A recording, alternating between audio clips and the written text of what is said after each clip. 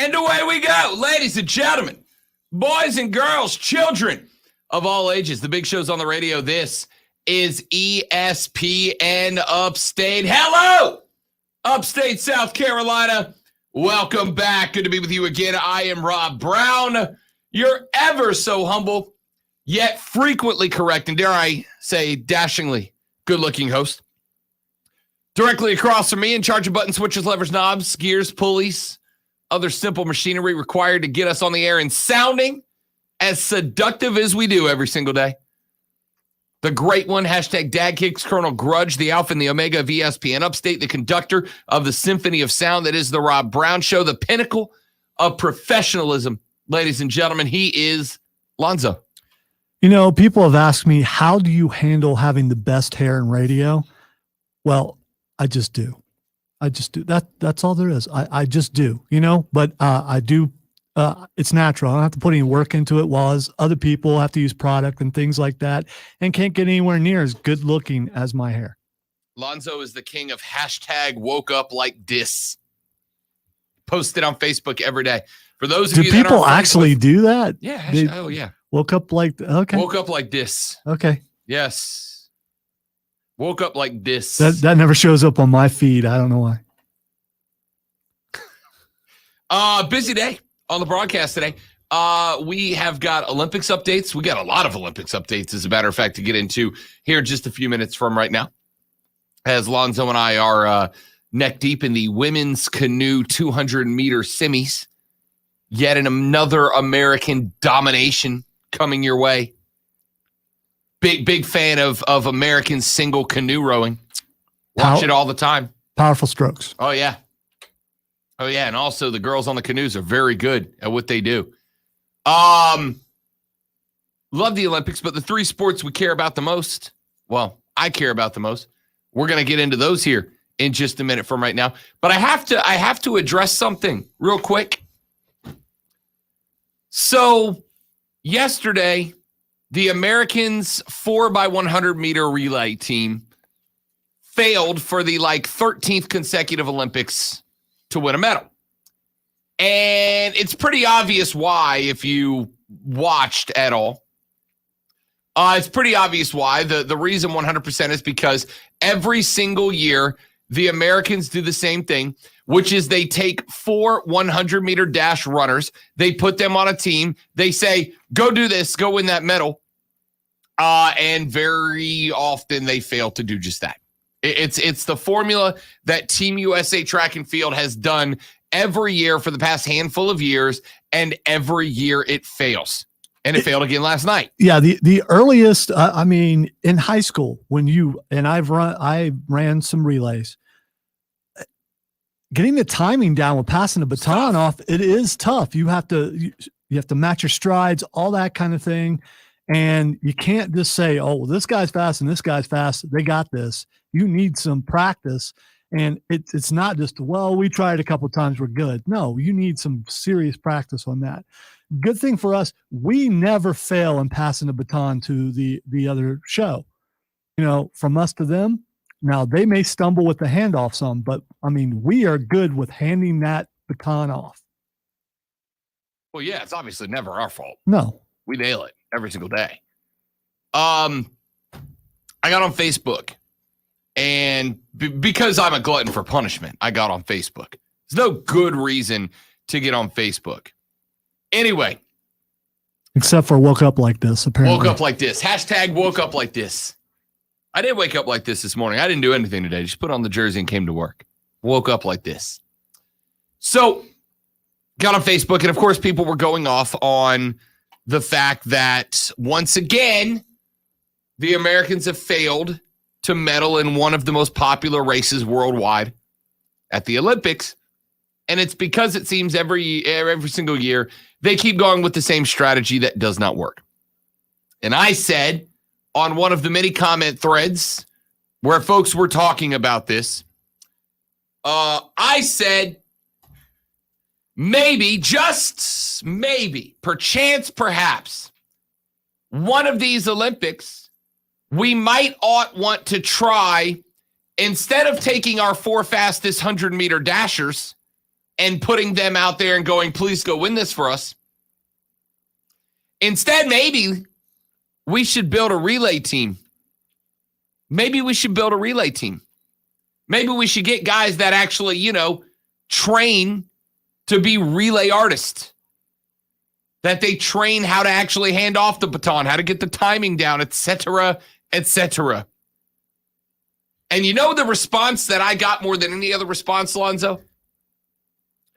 Well, Rob, maybe we should ship you to the Olympics and let you run since you can do better. Yeah, there's a thing in life where someone on the outside can look and see a problem that people on the inside can't see. And Rob is not the only one who sees that. I would like to point out above all else, Lonzo, that if you sent me to the 100-meter 4x100-meter relay at the Olympics, Lonzo, the results would have been the exact same. We still would not have medaled because, we didn't. But here's the thing. It would have been a slow handoff, but a successful one. Correct. So, to be clear, and let's start with this. Folks, you don't have to be a Michelin star winning chef to recognize when dinner is burnt. You get what I'm saying? You don't have to be an NFL quarterback to realize the throw is bad. You don't have to be an NBA superstar to realize that Giannis needs to make his free throws down the stretch. I don't have to be a Michelin star chef to realize my food's burnt. That's all I'm saying. All right? So get off it. I thought Michelin made tires. I guess I'm just. Michelin, if you were in a Michelin star as a restaurant, you're a tourist destination. Okay. That's the highest. All right. I think that's the highest thing you can get. It sounds like out of my radio salary price range. Yeah, it is. Okay. Oh, it is. All right, let's start the show.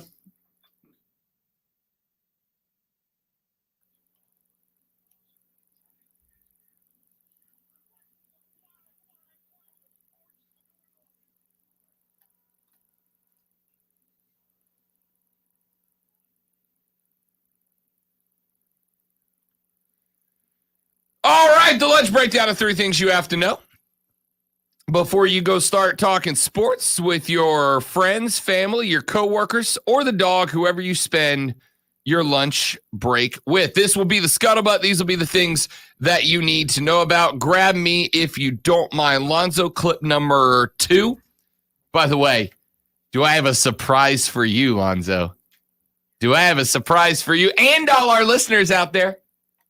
I have a surprise for you coming up in a few minutes, and you're going to love it. You're going to want to stay tuned to the next segment because it's going to be a good one. But item number 1 is clip number 2. Last night, this happened. Dino's corner. She's going for goal and scores. The Olympico again at the Olympic Games by Megan Rapinoe. She did it in the semi-final against Canada in 2012. She repeats the act in the bronze medal match in Tokyo 2020. Micah beaten after making a fabulous save. The US lead 1-0. Micah is going to be frustrated by that after, to your point, Ardo, such a good save. Maybe a little bit in that sun, but she's in the shade there. Nope, and that's just one that Micah, after having just made that save, you see the pressure from Carly Lloyd, which gets her a little off balance. But such a good start for the United States and exactly what they needed in terms of confidence. Hera finds press. Good looking ball towards the back post. Almost dealt with. Oh, that's a terrible mistake by the Australians. It's a catalogue of errors here. Alana Kennedy with the mistake. And Megan Rapinoe with the volley makes no mistake at all. Thrashes it into the back of the net. She has 2, the US have 2, and they regain their lead in the bronze medal match. High side, and she's really just fantastic. She is. Probably through towards Carly Lloyd. Oh, what a goal! It's sensational. It's a brilliant goal by Carly Lloyd. Her first of the tournament. The first touch, magnificent. The shot on the turn finds the corner. It's an incredible effort by Carly Lloyd. her 127th international goal, and it's 3-1. It starts with Haran battling in midfield to win that first ball, and you knew Carly Lloyd wanted to be hunting for this one. That first touch, what a beauty that is. The first touch sets her up beautifully, and then with her left foot, she hits that as sweet as you can. Micah with no chance at that one, and that is a gorgeous goal, and what a dagger for Australia coming in at halftime. Going in 3-1 is a very different outlook for them. Look for the second Rapinoe goal over and over again. Lloyd could get in on this. Carly Lloyd for the United States, 4-1. New record Olympics goal scorer for the United States is Carly Lloyd, the 10th of her career, second of the game, and the US are heading for the bronze medal. Finished. It's a first ever bronze medal for the US women's national team at the Olympic Games. They rebound from the disappointment of a crushing semi-final loss to Canada with this narrow victory in the end against Australia. The veteran stars shone brightly for the US. 2 goals for Megan Rapinoe, 2 for Carly Lloyd. The USA 4, Australia 3. It's bronze for the USA. And it wasn't what we wanted. It wasn't what we expected going into the tournament. But the U.S. women's national soccer team ends up with bronze after knocking off the Aussies 4-3, a game that honestly probably should not have been allowed to get as close as it did down the stretch. The Australians realized very late that the Americans were parking the bus. They went on the attack. A couple of dumb mistakes by the U.S. late in the game as they were trying to get it all pulled together. But we end up in a spot where we take home third place. It's not ideal. It's not what we wanted. It's disappointing, but they could have absolutely laid it down in the final game, not worried, not cared, and walked off with nothing. So, Lonzo, I know you're not a big fan of celebrating the bronze, but they didn't go out there and fold in a game that ended up with the medal as a result. I'll take it. Well, according to your explanations of what a good soccer game is, this was not one. No, it was a great game. There's a lot of scoring, yeah. and from what my understanding, a good soccer game is 1-0. No. So this, from your explanation, there was no defense in this game. No. There are 5 goals scored. That's a lot. No. Bad, Lonzo. No. What I've said is you can have a 0-0 or 1-0 game that is a good game, and you can have 4-3 games that are bad games. You can have 4-3 games that are great games, and you can have 1-0 games that are terrible games. It's not about the number of goals scored. It's about the artistry of the game itself. I think the narrative is changing, because I could have swore you described like a 4-3 or something like that as like 50-something to 40-something in football. And who wants to see all that scoring because there's no defense? I'm not doing this again, Lonzo. And in the end, bronze. When the announcer says 1 bronze for the very first time, why is that for the very first time? Because they usually are playing for gold. Feels like the first time. Feels like the very first time. I've been waiting a lifetime. All right. Item number 2 on the lunch breakdown, because I'm not doing that with Lonzo again. United States baseball behind Eddie Alvarez finds its way back to the gold medal game. Eddie Alvarez clinches the winter-summer medal double. Remember, Alvarez is going to be one of the very few athletes, I believe only the 3rd American, to earn medals at both the Summer and Winter Olympics. It was a big, big game for the Americans as they knock off South Korea. They ended up winning that game. It moves them back into gold. The 31-year-old infielder with Miami's AAA Jacksonville Jumbo Shrimp. That's a real name. That's a real team, by the way, the Jumbo Shrimp down in Jacksonville. Alvarez made his major league debut last season with the Marlins, was decimated by coronavirus, hitting 189 with 0 ribbies in 12 games. He made his way back to the Olympic team, and on the back of Joe Ryan, a 25-year-old right-hander obtained by the Twins in last month's trade that sent Nelson Cruz to the Rays. He left the Americans with a 2-1 lead after allowing 4 hits and 4 in a third. Ryder Ryan a 26-year-old right-hander at Texas's AAA Round Rock program, would come on, pitch 1 2/3 hitless for the Americans for their second win over South Korea following a 4-2 victory in the first round. So the Americans are now on to the gold medal match against Japan. Japan stopped its major league season to make their top players available for the Olympics. So you do have the best professional players from Japan to take on the Americans. They are the favorite, defeated the U.S. 7-6 in 10 innings on Monday in the double elimination second round. So the Americans have their work cut out for them in baseball and in basketball. Team USA was down 15 to the Australians, and what'd they do? Came back and won. On to the gold medal round where we get one more shot at who? France, the nemesis, the team that beat us in an exhibition, the team that beat us in the opening round game. We get one last crack at France. Team USA started feeling the heat down 15, but then Kevin Durant, Drew Holiday showed off exactly what we wanted to see. Skill, poise. They broke Australia's spirit.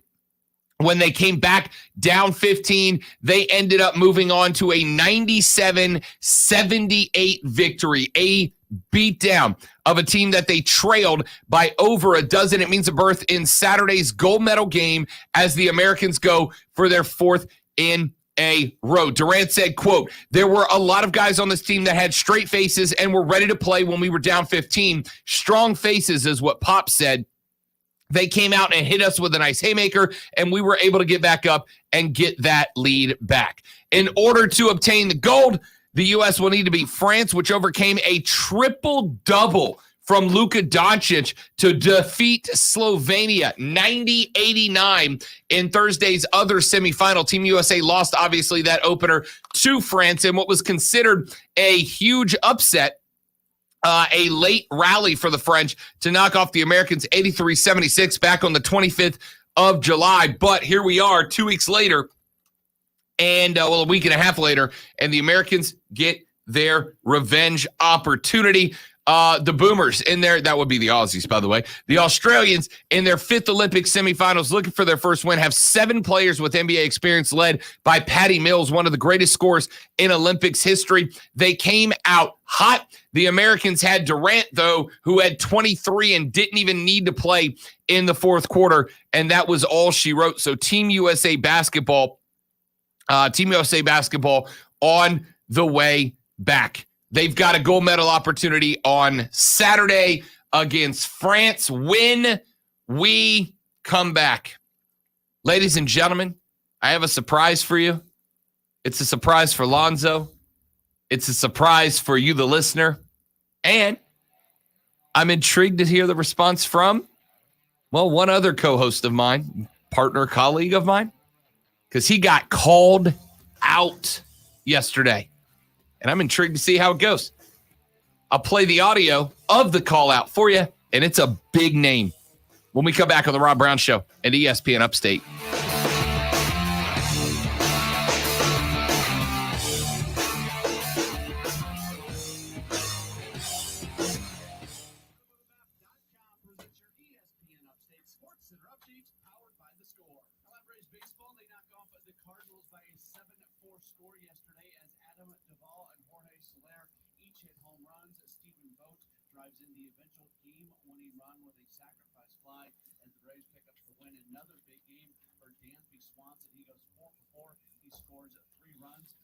Dansby.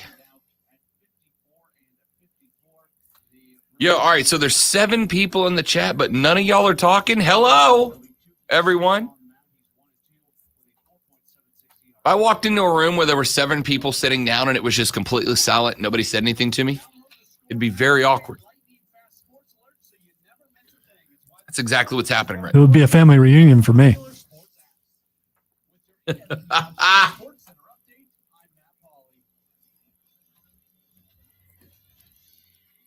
I love family reunions. Am I the only one? I enjoy mine. By the way, I'm just joking. My family is the loudest family known to man. You can hear them from a mile away.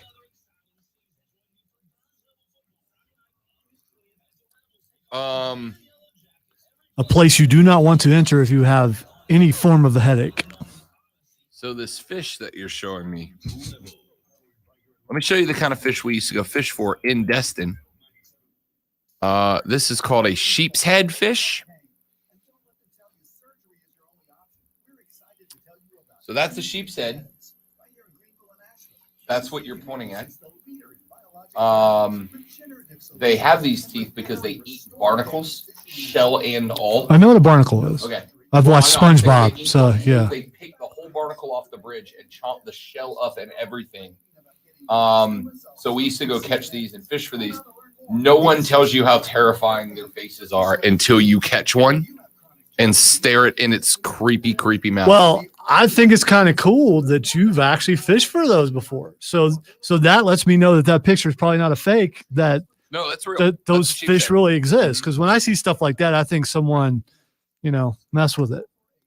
Kind of like you that are on the stream, I'm sharing it with you now. This is a sheep's head fish. That was the equivalent of someone's name being on a marquee in Colombia for me. I just don't believe it.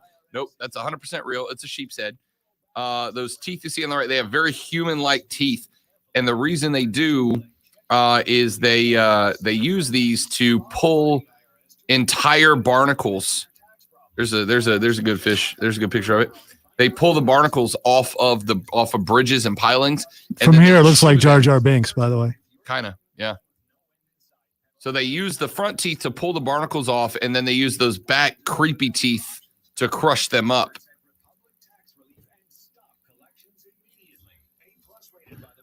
It's just horrifying. Yeah, it's horrifying. Dude, well, it's horrifying here. It'd be even worse if I came upon said fish. No, they're only about that big, and they make great sandwiches. Great sandwiches. I don't know if I could eat a fish that looks like that though. They're delicious. Unless fillet of fish are made out of those, they could be. If you want to see truly messed up, have you ever heard the fact that moray eels have second jaws like alien? So moray eels have here we go.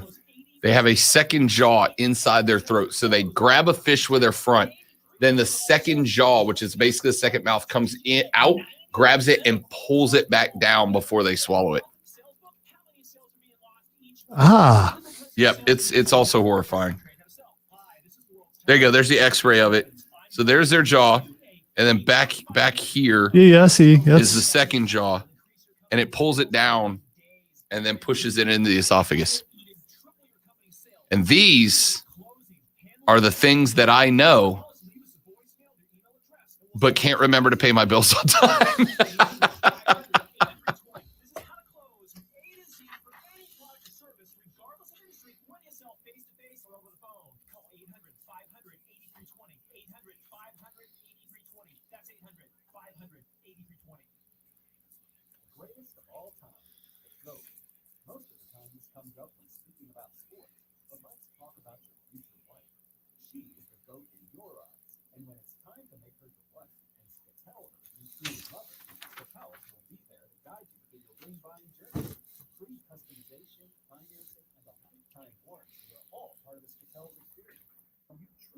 So the depressing time started yesterday. We started moving things in to the son's new house. Yeah.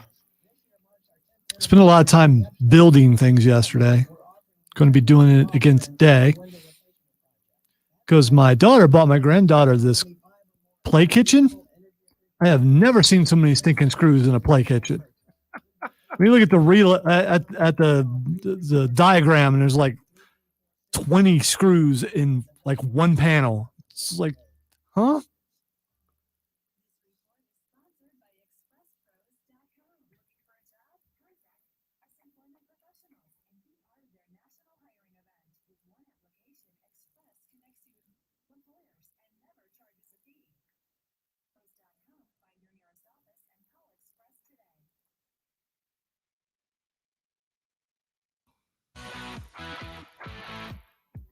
Clip, whatever clip the other one is. The other one. Yeah. Okay. So what you're saying is we played two. So now we play one. Yeah. Okay. All right. Texter says ESPN. How come Rob's clips are never in order? I imagine it would help. Zoe, I listen every day, and I've never heard clip number 1, please, Zoe. Hey, Lonzo, clip number 1, please, Zoe.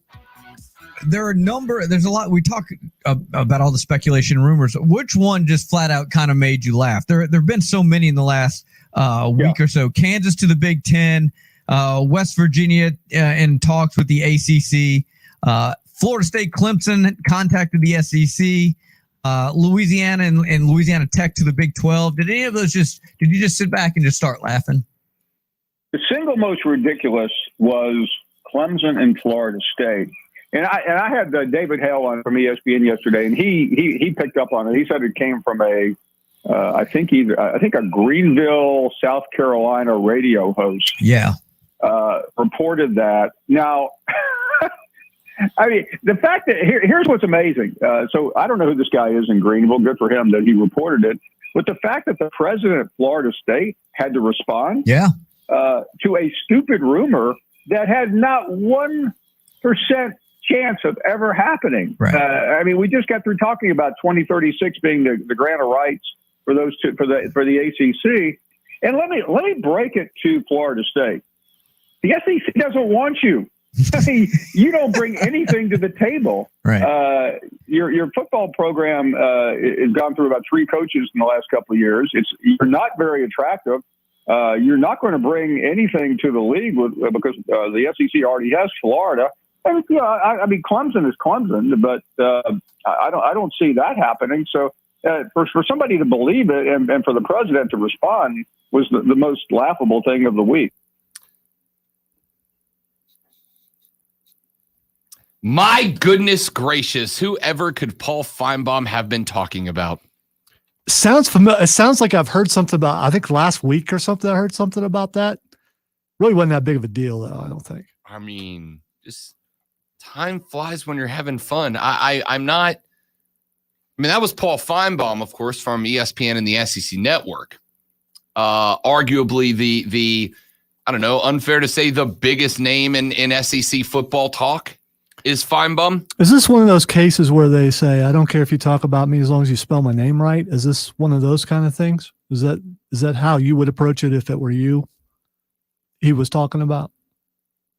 Oh, as in if I'm in the Greenville radio show host in question? Yes, if you were that person. No, I mean, look. I talked to Mark Ryan this morning. Wait. I didn't tell him about this. Paul Feinbaum was talking about Mark Ryan? I knew that sounded familiar. Yeah, I know, right? I know, shocking. I'm sorry about that. I'm sorry I didn't realize that, but now we know that Paul Feinbaum was talking about Mark Ryan. Told you it was a surprise. I talked to Mark Ryan this morning. Here's what I'm going to tell you guys.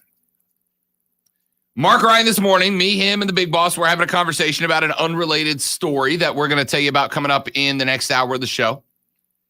And Mark tells me to my face that 100% he is standing by this, that it is true, that the sources he got this from, I would know exactly who they are.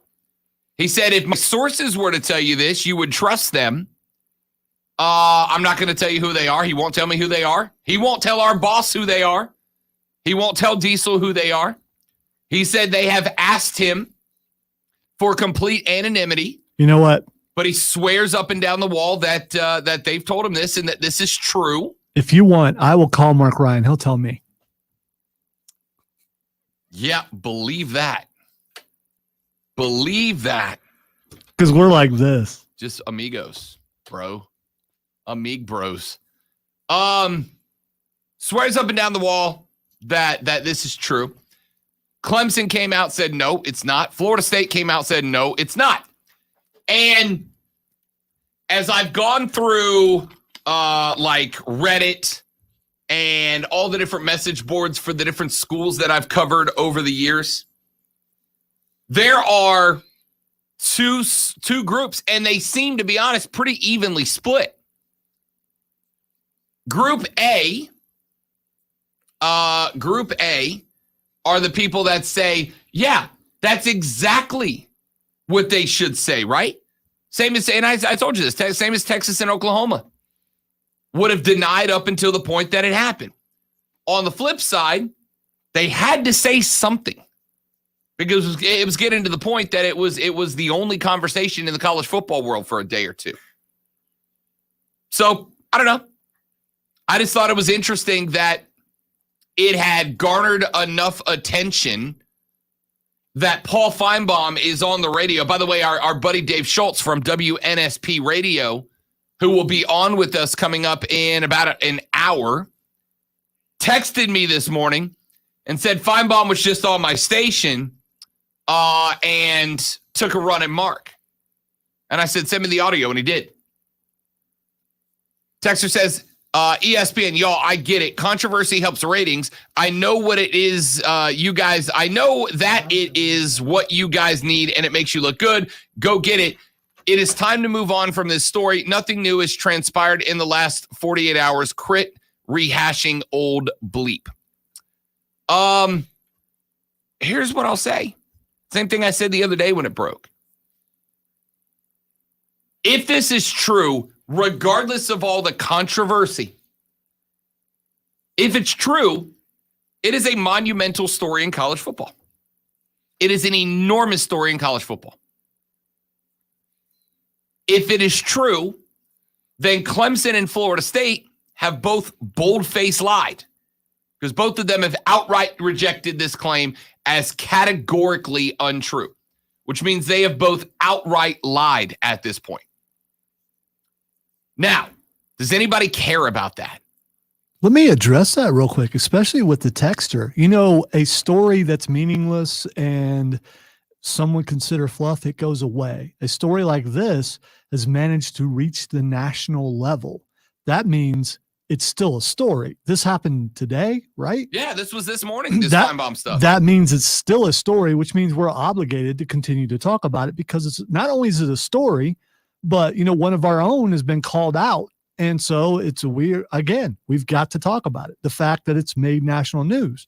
And some people, including us, will poke fun and everything. But in the end, if Mark is right and it comes out, then there are a lot of people who owe him an apology. And Mark obviously believes his sources. So if his sources are being truthful about it and it comes out, then everyone owes Mark Ryan an apology, except for us, because I'll never apologize for making fun. Yeah, look, if it does turn out to be true. Now, I will say this, for the sake of full transparency with my thoughts. Number one would be, I don't know how you could prove this story as true or as false, right? One thing that I always look for when I get into arguments with people, one thing I always look for statements that are unfalsifiable, right? An unfalsifiable claim. If I was to tell you that at night, no, I'm not even going to try to come up with one because it's a hard one to come up with. But unfalsifiable, you make a claim that there is no way to prove false. Well, then there's no point in arguing about it, right? I can't tell you if it's true or not. All it would take is for one person at Clemson to have talked to one person at the SEC, and Mark's claim is by definition true. And it could be that some Clemson intern talked to some SEC intern and said, "What if we joined up?" And technically, it's true. But we're talking about it because it's big. And by the way, I understand what you're saying, Texter. I understand what you're saying. And I get it. But this isn't like some little show host in Mobile reacted to this story. This is Paul Feinbaum. This is arguably the biggest name in Southeastern Conference football talk radio, ESPN SEC Net. And keep in mind that we are still waiting to find out exactly how much influence who had in all of this? ESPN and the SEC Network. with the Big 12 Oklahoma, Texas stuff. We're still waiting on that. So the fact that that name got involved makes it relevant again. It would be one of the most groundbreaking, monumental stories in college football if what Mark's saying is true. And on our Zoom meeting this morning about a completely unrelated topic, we started talking about something else. And I'm telling you, Mark is telling me, he's going, Rob, I don't care if you believe me or not. I'm telling you, this happened. This is true. This is accurate. My sources, if you knew who they were, you would immediately believe them and trust them. I'm telling you it's true. I told you the other day, and I don't think Mark finds this offensive. I don't believe him. I'm not saying he's lying. I'm not saying he's wrong. I'm saying I don't believe him yet. I don't have the evidence to believe. And as Lonzo calls me, a haughty intellectual, I require evidence of a claim to believe it is true. I don't have it yet. But considering we've got cease and desist orders going from the Big 12 to ESPN, considering we've got rights agreements that are in place for 5 years in the ACC and for 15 years that we are talking would take millions and millions of dollars to get out of, this is an enormous business discussion. Texture says ESPN, honestly, why does anyone care if nothing is happening? Who cares if Clemson spoke to the SEC? Because Clemson reaching out to the SEC says a couple of things. Number one, it says that the gravity of the SEC has grown to the level that the powerhouse program in another conference is willing to ask out to go there and be a part of that instead, which means if the ACC loses Clemson and FSU, who are the two stories wrapped up in this, because they're going to the SEC, Lonzo, conferences are dead. All of them. Still in the end, and I said this when we first started discussing this, the fact that Florida State is lumped in with there makes me doubt it more. Now, I've thought about this further. Now, if the rumor was, or if the sources told Mark that Clemson had convinced Notre Dame to come with them and they were a pair going into the SEC, I think that has more credence because Florida State has been so down for so long. But if they were to bring Notre Dame with them, that's a totally different story. See, I'm the exact opposite way. I would give less credence when Notre Dame has had option after option after option after option to jump to a conference and have refused it over and over again. I think FSU, because FSU, as they continued to attempt the comeback, needs SEC money, right? They need SEC money. I agree with Paul. Paul Feinbaum in that clip said, hey, I got news for FSU. The SEC doesn't want you. And they don't. Why would they, right? They don't grow the footprint any. They've already got that whole area covered. FSU brings a little money to the table, but not a bunch, right? There would be another member out there that they would want more, and I think Clemson would be it. We'll talk more about this because I've got more thoughts to respond and a few more texts to respond to. So we'll get those when we come back. I'm Rob Lonzo. It's ESPN Upstate. All right, is the chat working on your screen? Because I've had up to 14 people watching the stream and nobody's saying anything.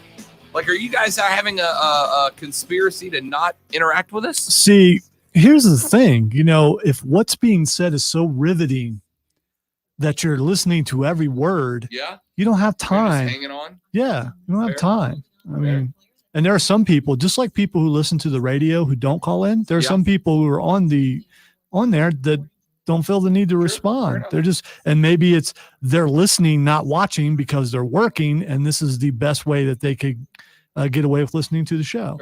There you go. Rashad. All right, there's Rashad. There you go. Rashad, you got Rashad. Respected. Hey. I was making sure it works.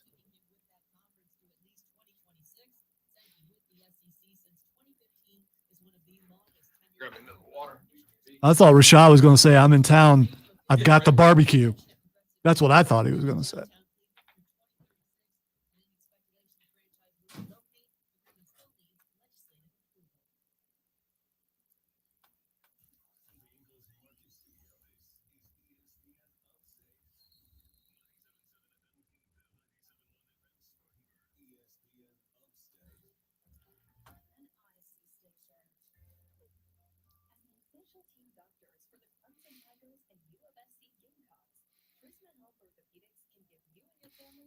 So as Rob leaves the room, because as we know, small bladder,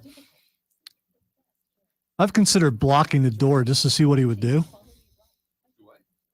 Oh, I'm talking to the stream. Oh, What's everything about you, Rob?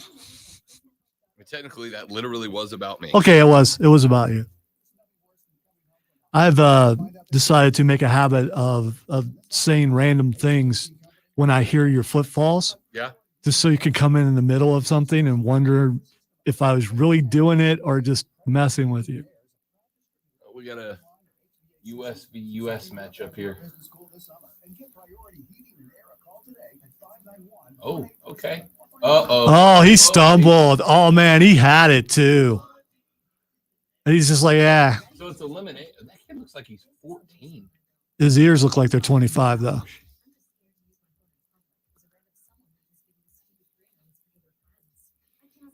By the way, for the handful of you on the stream, we had to take the Olympics off the TV behind me because we got a couple of videos blocked because of copyright claims.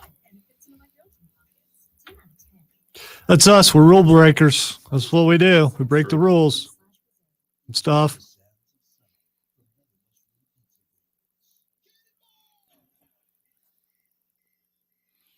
For those on the stream who are wondering, after my tirade yesterday, I've forced my way onto the bowling team. Just wanted to make sure that you guys knew that.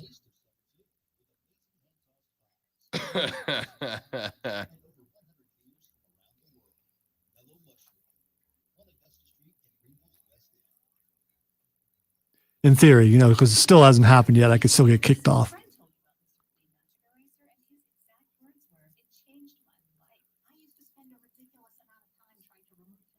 Okay, is that a pressure pad that they have to stick their foot on? What is that? That's weird. What kind of powder is that, you think? It's like chalk. Stick 'em, man.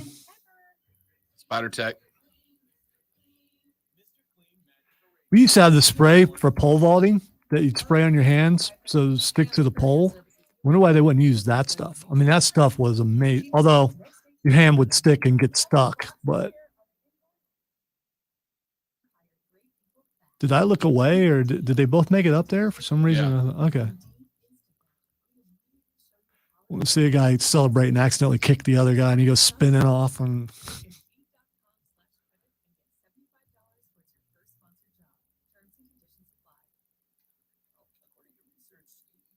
he didn't mean it. Yeah. There's no eye contact. I thought the guy. Oh, he did mean it because he won. Was it? What? Why was the other guy celebrating? Yeah, I'm confused. Maybe it was his best run ever. I mean, Or the other guy. Like, was there a foul or something that I missed? He jumped right at the end, but so the other dude. Or are these? Or isn't it like multiple times added together? I guess.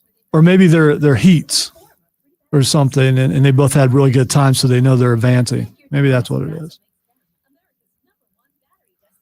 It shouldn't be. See what is it? I mean, that's pressure pad. I guess your feet can't come off of that until. So they know you've started at that point. Okay.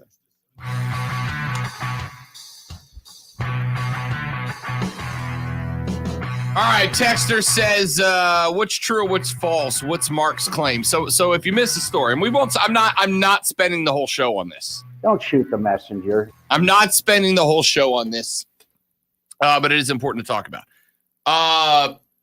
Earlier in the week, Mark Ryan claimed that he had multiple sources that told him that FSU and Clemson had both reached out to the Southeastern Conference about potentially joining and becoming the next two members. Another texter says, I disagree. This subject is a colossal waste of time and energy, quite literally debating a what if. Everyone has a right to make the best business decision, so exploring opportunities is the American way. If no deal is happening, then this topic has been fully discussed.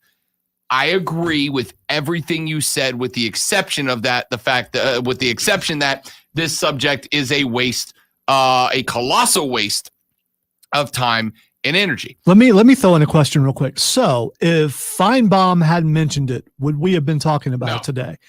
Right. See, that's proof that the story still has legs. That's why you have to continue to talk about it. It got brought up solely because Paul Feinbaum took a run at Mark Ryan today. And I think he did, took a run at him. He was like, oh, good for him for reporting it. But you could tell he was kind of like, come on, dude. Like Feinbaum clearly, he said, and by the way, Feinbaum said in that topic, this did not happen. So now Feinbaum, as well as a handful of other of the biggest names in college football talk have all come after Mark Ryan. And for the record, I don't care. This isn't about Mark Ryan to me. It's not about defending him. It's not about attacking him. It's about none of that. It's about evaluating the claim that's in place here and the repercussions if it is true. I agree that Clemson has a right, just like everybody else. Clemson has the right to look into business endeavors to find one that is correct for them. I agree 100% with you. And if Clemson can make more money by shifting over to the SEC, they absolutely have the right to do just that. I agree with you as well. Here's where the story becomes big. If that move gets made, it impacts everybody else. It impacts Duke and North Carolina and Miami and Florida State. It impacts West Virginia and Maryland. It impacts the Big 12. It impacts the Pac-10, the Pac-12, because if the two biggest names in the ACC, Clemson and FSU, were even considering, not actually even doing, but considering moving over to the SEC, it means that the SEC has so much, they have so much that schools are willing to bankrupt their conferences in order to move on to the next one to get that cheddar. And if they do, ladies and gentlemen, the super conferences are born. It may not be today, may not be tomorrow, may not be for another half a decade. But if it is true that Clemson and FSU, knowing that they can't get out of their rights agreements for another 15 years without enormous dollar signs being attached, if they have been even willing to stoke the fire, to start the rumors that they would be moving on, if that is the case, ladies and gentlemen, the era of the super conference is upon us. And whatever conference you're a fan of, unless it's the SEC, maybe the Big Ten, it's dead. The ACC is dead because the two bannermen for that conference clearly are willing to leave. The Big 12 is already dead. We already know that. I think most of us agree with it. The Big 12 is dead. The Big 10 is probably okay for now, but it's going to be a scramble. The Pac-12 is probably okay for now, but it's going to be a scramble. It's going to be a fight between those two conferences for who can pick apart the carcasses of the ACC and the Big 12 to survive. That's all it comes down to. All right. Texter says, would this be considered monopolizing? There probably will be an antitrust lawyer down the line that will want to get involved in it, but we'll address that later on. It's a good question. Quick break. We're back after this. Rob Alonzo, It is the Rob Brown Show on ESPN Upstate.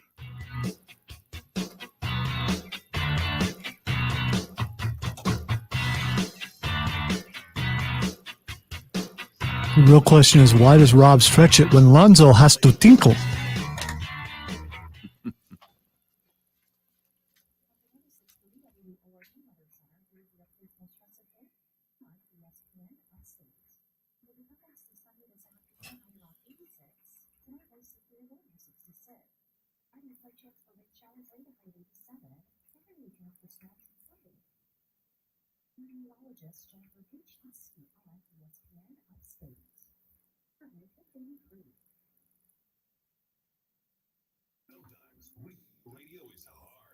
real comfy under these covers, and I can't reach the radio. Then throw on a robe and get out of bed. Well, I never. Then maybe you should. Alexa may be sassy, but she can help as well. Just ask and I will play the radio for you. When you can't reach the radio, ask Alexa. Good call, Roger. Appreciate you stopping by, bud. Good to have you. ... Great idea until atrophy sets in. ESPN Upstate. I'm 57 years old. I lost 71 pounds. I was a size 26 man 2 years ago, and I've been taking it, and I'm a size 36 man. Congratulations, Pat, on losing 71 pounds and 10 inches off your waistline. Now listen to Brian's results. My sleeping is better, my joint pains are much better, and the weight loss is coming along. I'm about 13, 14 pounds lighter. Now it's reduced my sugar cravings big time. Rob Brown Show. What do you want to talk about? Reduced joint pains, and those two are big time. Outstanding results from guys since 2000. Good talk. Good talk. Good talk. It's a robocalls. Mm. It's two different ones from different places. Nice. It's rare to get two in less than an hour.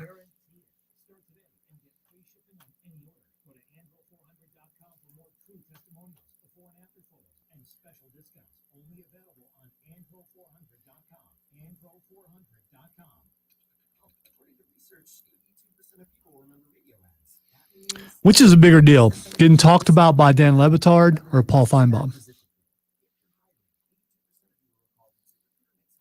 Probably fun, Mom. See, I think it's It's a very niche audience. I think it's Levitard, because when Levitard talked about the show, he was upset that Mark had the pizza guy and they couldn't get him. Was he upset about it, or he just thought it was kind of cool? Oh no, he was acting like it was a big deal, and then I think he kind of made fun of Mark's name because, you know, he's got Mike Ryan and then Mark Ryan. Yeah, it's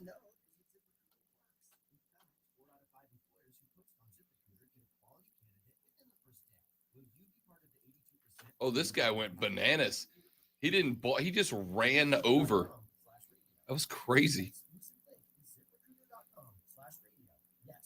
what, he jumped in and used momentum or something? Or? No, there's like they showed again. So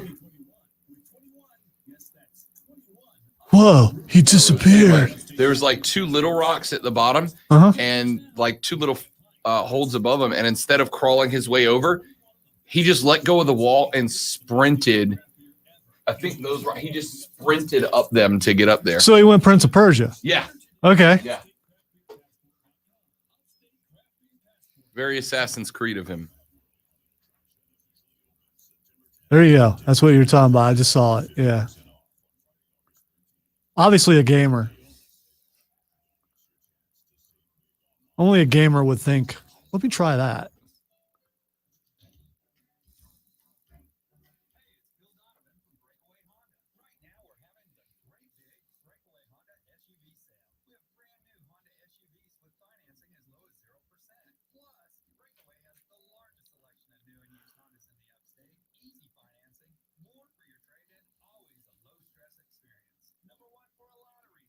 Yeah, there he goes. Yeah, so they showed it again a few seconds ago, so I saw it.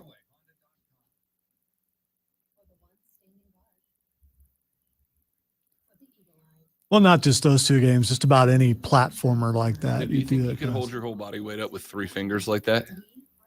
When I was 17, school, when I was 17, yeah. The reason why I'm saying that, did you ever see the movie Vision Quest? No. Okay. Well, in the movie, there's a peg wall. Have you seen a peg wall before? And Yeah. I could do the peg wall. So, and it's more a matter of locking your elbows.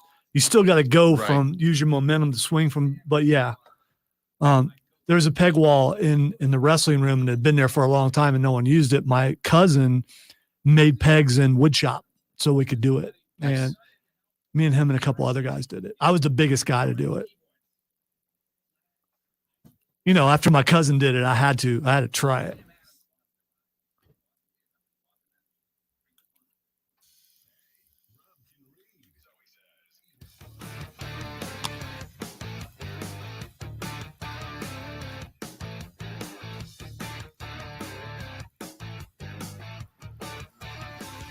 All right, wrapping up our number one here on the Rob Brown Show and ESPN Upstate. A couple of texts that have come in. ESPN, with this move, if Clemson, would it be considered monopolizing? No, it would not be considered monopolizing, I don't think.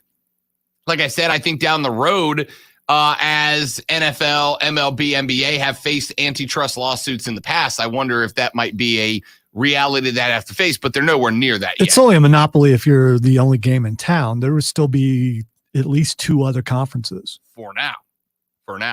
Texter says, I'd like to hear what Dabo thinks about the whole subject. So would I. Texter, so would I. I'll be interested to see if there are any comments from Dabo Sweeney about it. I'll give him the credit.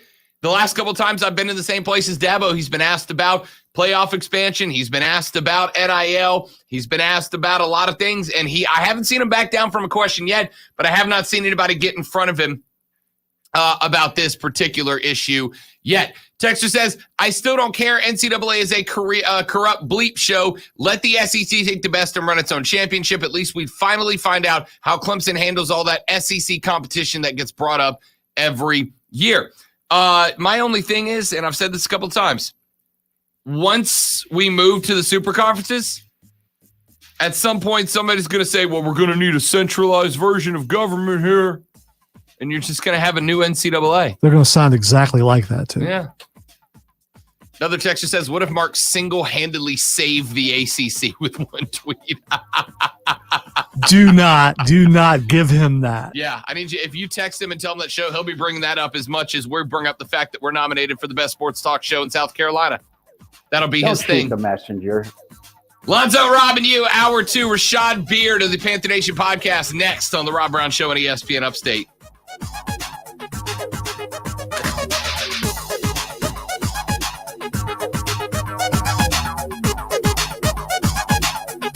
I wish people could hear how loud that chair is from over here.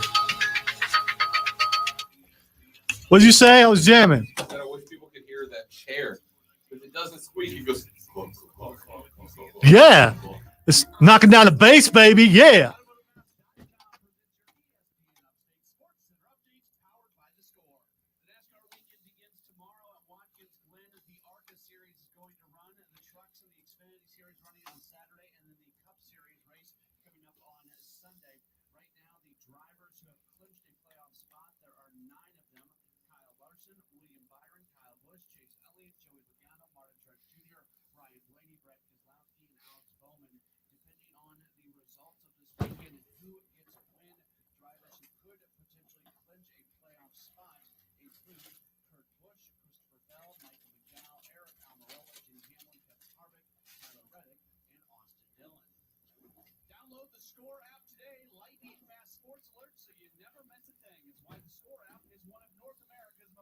So, Rashad, if you're still listening, the phone call will be a little bit late. Why? Because he didn't give me the number. Yeah, I know I should keep it somewhere, but that's the kind of responsibility that I just, can't handle, obviously.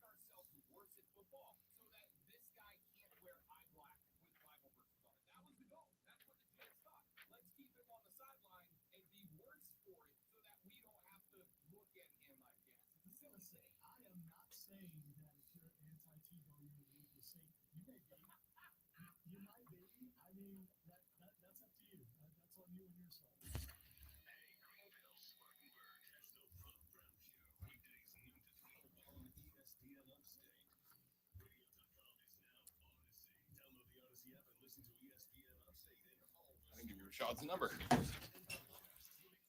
It's all right. I've already.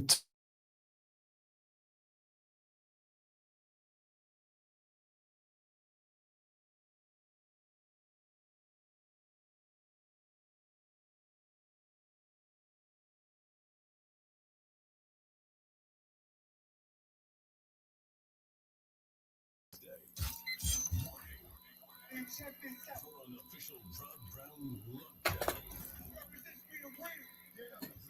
Unfiltered sports talk manufactured locally. Kiki, welcome in, buddy. This is the Rod Brown Show.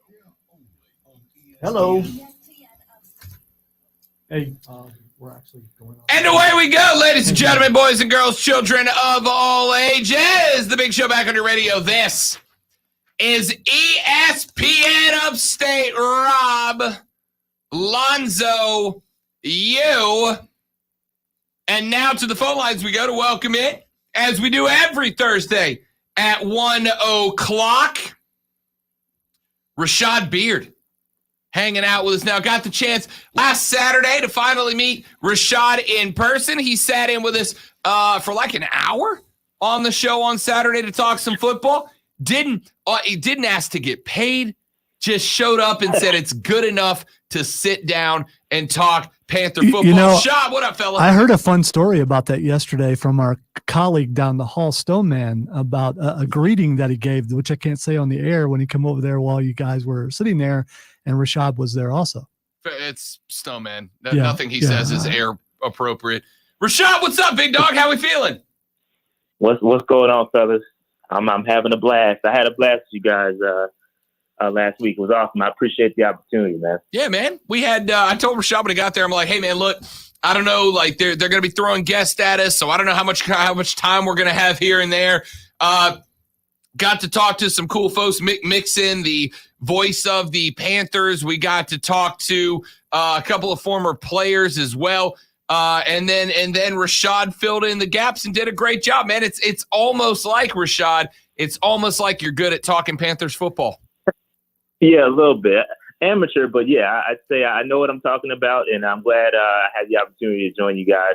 Again, just to sit in the same chairs, Mick Mixon, Mike Rucker, Brad Hoover, man, it was great. Just a complete honor for sure. Love it.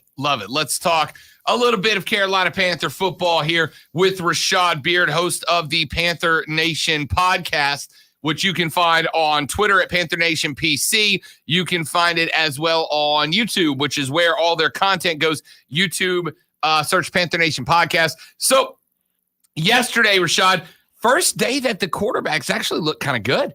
I saw a couple passes from Darnold, extending plays, getting outside of the pocket, making some things happen. PJ Walker doing the same thing.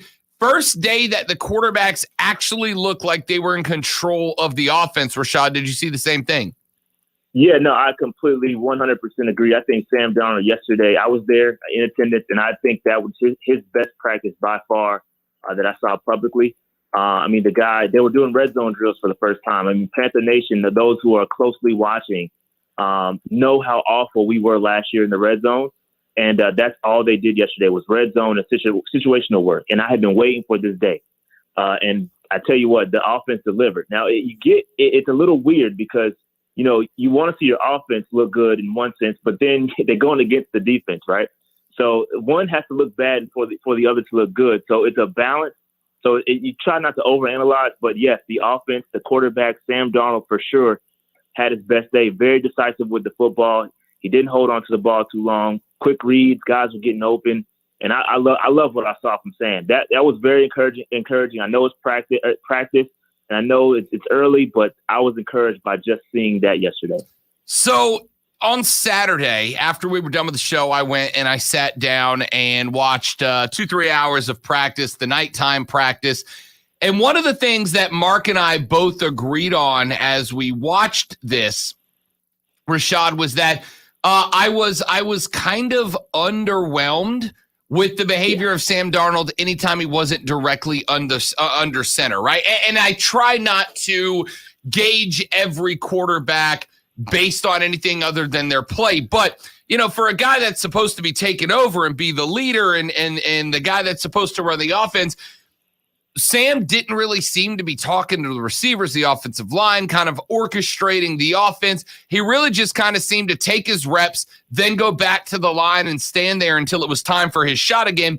Have you seen, has anything about the behavior of Sam Darnold outside of the play, outside of time under center, has there been anything that has either convinced you he's ready to be the leader of this team or taken away from that thought for you? It's weird, man, because he's getting it from all directions, right? He's got expectations like you just mentioned, take over, be the guy. But then you got coach saying, hey, Matt Rule saying, dude, don't worry about being a leader. Focus on yourself. Improve yourself by just improving your game. That's going to make this team better. And so I think I try not to overanalyze that. He's a different type quarterback. He needs to figure things out. He's got a lot to work out in his game before he starts, yapping at everybody else. So this guy, I mean, listen, he got cut by a team on his rookie deal. I would feel a type of way if this guy came at me, like, dude, you just got cut from a team or traded to a team off of your rookie deal. Like, don't try to yap at me and tell me what to do. So like, I kind of agree with Matt Rule's approach. We don't need him to be a leader per se. And I get it. It's innate by the quarterback position. The quarterback is supposed to be, I get that.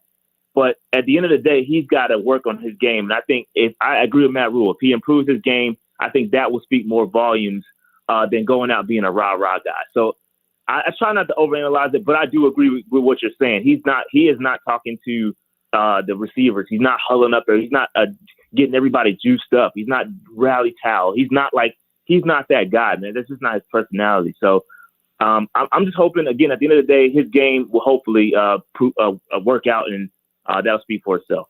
Have you and I get that, right? I get that. You when your head coach is telling you, hey, I just need you to work on you, right? I just need you to get better at being you. I just need you to perfect being the on the field quarterback, and the leadership will come. I get that, and I've heard the same thing, and I understand it.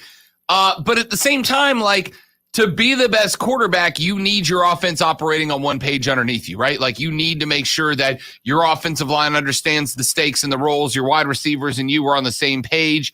He and obviously Christian McCaffrey have formed a really good relationship, right? They've been going out to dinner and hanging out together and are on the same page regarding vaccinations and everything, apparently. He seems to be capable of building that relationship, but I just haven't seen it, Rashad. Well, let me give you a quick example, and this may be something that might be kind of what you're looking for. I was at practice, I think 2 days ago, and I don't know if you've seen this or not, but there's a sign that says "Don't beat ourselves." Now, Matt Rule has a thing called "Don't beat ourselves," and every time they make a mistake, players have to run about maybe a good 75 yards, one way, and they have to run 75 yards back to the huddle. And the Sam Darnold was, they were doing some things, they were hiking the ball, and it was a false start. And I think it was a mistimed snap or something like that. And instead of making the offensive line or the center run that 75 yards and back, he took that lap. So I think there is some ownership there. There is some sort of, hey, dude, I'm going to take responsibility for myself. But again, I just don't know that you're going to get that rah-rah guy, Tom Brady screaming at people. You have to earn that right, in my opinion. And again, like I said earlier, you're not going to yell at me, dude. You're not going to tell me what to do. And this is me. Like, if you're going to, you got to show me by how you're going to do it on the field personally. If you do it on the field, that's going to make me gain more respect for you as a leader personally. That's just my opinion. But I'm not a football player. I'm just a guy on YouTube. So it is what it is. Rashad Beard of the Panther Nation podcast joining us here on the Rob Brown Show on ESPN Upstate. Flip the script. Talk a little defense, if you don't mind, Rashad. Look, we were just talking about it. Sam Darnold, the quarterbacks, actually looked pretty good in practice yesterday. It was practice number 8, I believe, and number 3 in full gear, 3 or 4 in full gear. We talked about how good the offense looked, how the offense came together, but the defense had really been playing very well. J.C. Horn, I think, got another couple of interceptions. They seem to be finding a little chemistry on that side of the ball. Absolutely, man. That defense, like you said, the first few days, man, that defense was lights out. And again, it's one of those things where you don't know who to cheer for, right? It's your own team going against your own team. So when you see J.C. Horn, right now, J.C. Horn has a total of 3 interceptions in camp. That's a lot of interceptions, all right? So he's playing very well. Yesterday, he had some really good pass breakups. I posted one of those on Twitter yesterday. So this guy, he's coming into his own, man. He's going to be really good. I think he's going to be good. Dealing with a couple injuries on the defensive side, though, we got to be a little cautious here. You got AJ Bouye, who strained something. He's going to be out, according to Matt Rule, a couple weeks. So we won't be able to see him. You got Shaq Thompson dealing with a hamstring or something like that. He's been in a red jersey, a non-contact jersey. Denzel Perryman also dealing with an injury. So we don't want to, jump on the defense too much because those are important guys. Those are all 3 starters right there that are out due to injury. So it's difficult to be too tough on the defense. But yeah, I agree, man. Brian Burns looks like a man possessed out there. If we were live contact, I promise you this dude would have double-digit sacks in training camp. Like, that's how dominant he's been. And again, I don't know if that's an indication on how bad our offensive line is going to be, whether our left tackle is going to be bad. But Brian Burns looks like a man possessed out there, and I'm happy with the defense. We got high expectations for the defense, and they've done nothing but support that suggestion. So I'm good with the defense. Rashad Beard joining us here on the Rob Brown Show and ESPN Upstate.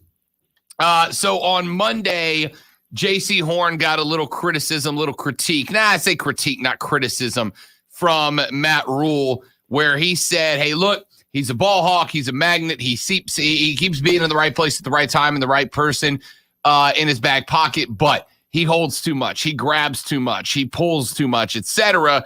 And that's what you expect out of a rookie learning the NFL game, right? I mean, we know that's going to happen, but since he got that criticism, have you seen his game change any in the last couple of days? Is he taking to that feedback well?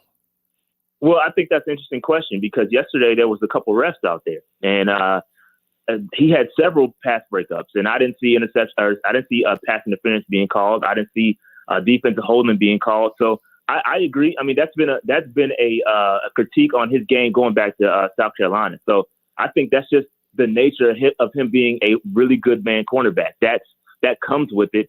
And yes, I think it's going to be something he's going to get called on several times when the season starts. So it's just something that's going to happen. It's rookie mistakes. They're going to have. He's going to take his lumps. But the refs were out there yesterday. I didn't see any calls. So is he adjusting his game? Maybe, but did he have to? I don't know. I haven't really I'm not analyzing it like that. But I have seen the grabs. But again, no calls yesterday on the refs or from the refs. Rashad Beard joining us here on the Rob Brown Show and ESPN Upstate. Got a couple of more minutes before we got to move on and let Rashad get back to work. So a couple of days in Pats. And, one of the things that we're talking about for the Panthers is going to be just the attitude, right? The attack attitude on the defense. You and I think we agreed that the defensive line has to be the heart and soul of this team. There's too much talent there on the defensive line between Burns, between Brown, between the rest of these guys to not be the heart and soul of that defense. But the offensive line is going to be an important part. I mean, Sam Darnold can only go as far as he's blocked for between those two units. I mean, I would make the assumption the defensive line is absolutely getting the better of the defense, but in their one-on-one matchups, what do they look like to you? Yeah, one-on-one is not fair, right? The defensive line guys they're dominating, and I think I would expect that in one-on-one drills.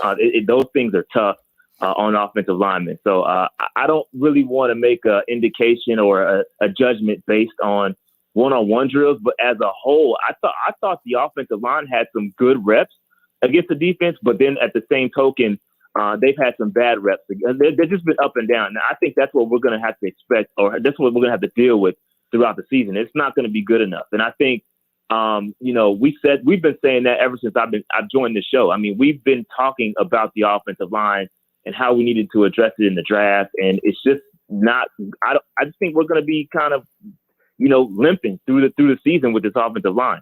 I mean, they're shifting guys around. They don't have answers. They don't know who's going to play where. And when you're in that situation, it's bad. You don't want to be in a situation where you're guessing on who's playing where on the offensive line. When you're doing that at this point, you don't have a good offensive line. The Tampa Bay Bucks right now are not guessing who's playing left tackle. They're not guessing who's playing right guard. They're not guessing who's playing center. The best teams in the league aren't guessing. They know who's where.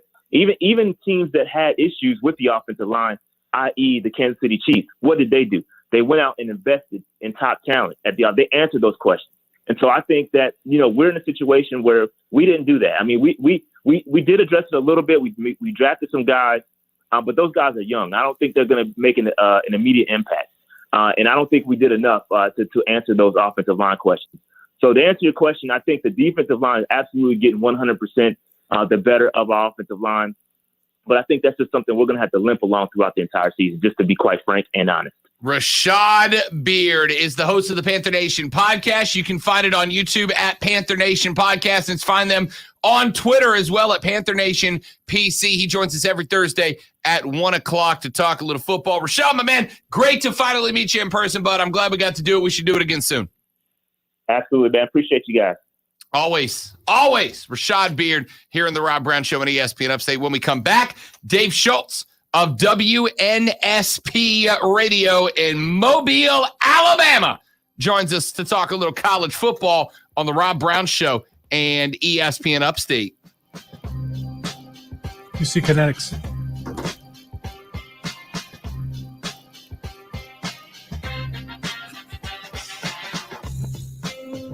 Our friends at QC Kinetics want you to be able to live your life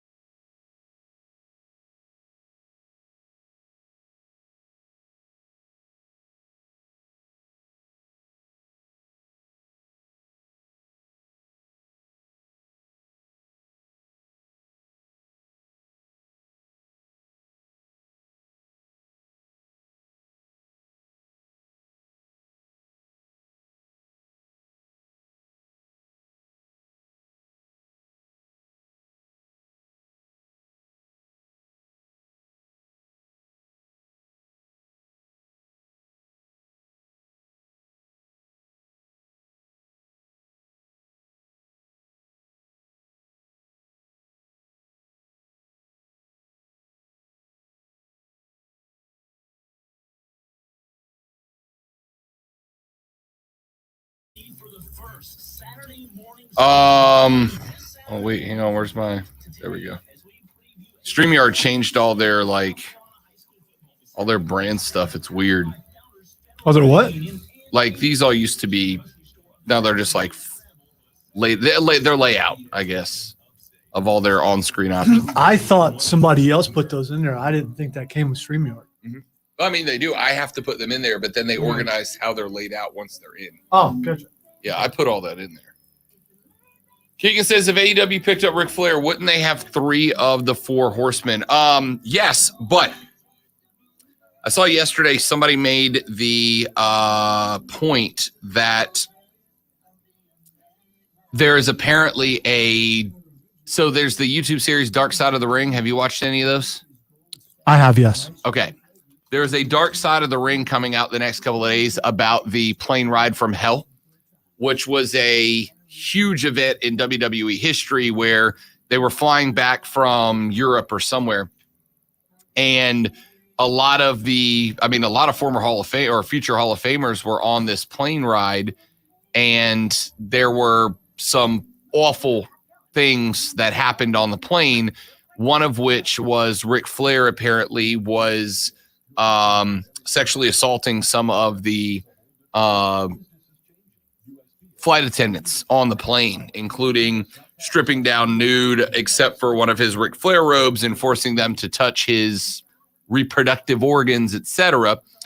And apparently this story is going to be told in graphic detail by one of the flight attendants in this documentary.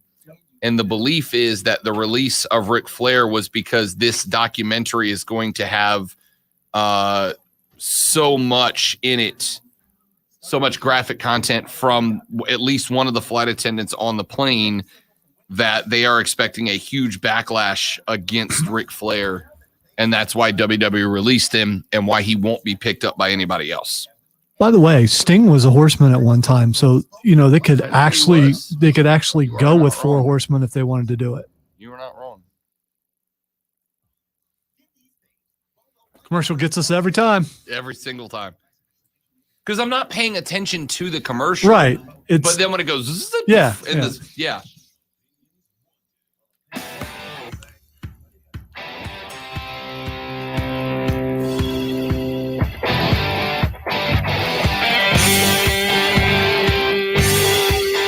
So this song clearly a spin-off of Black Betty by Ram Jam. I don't hear it.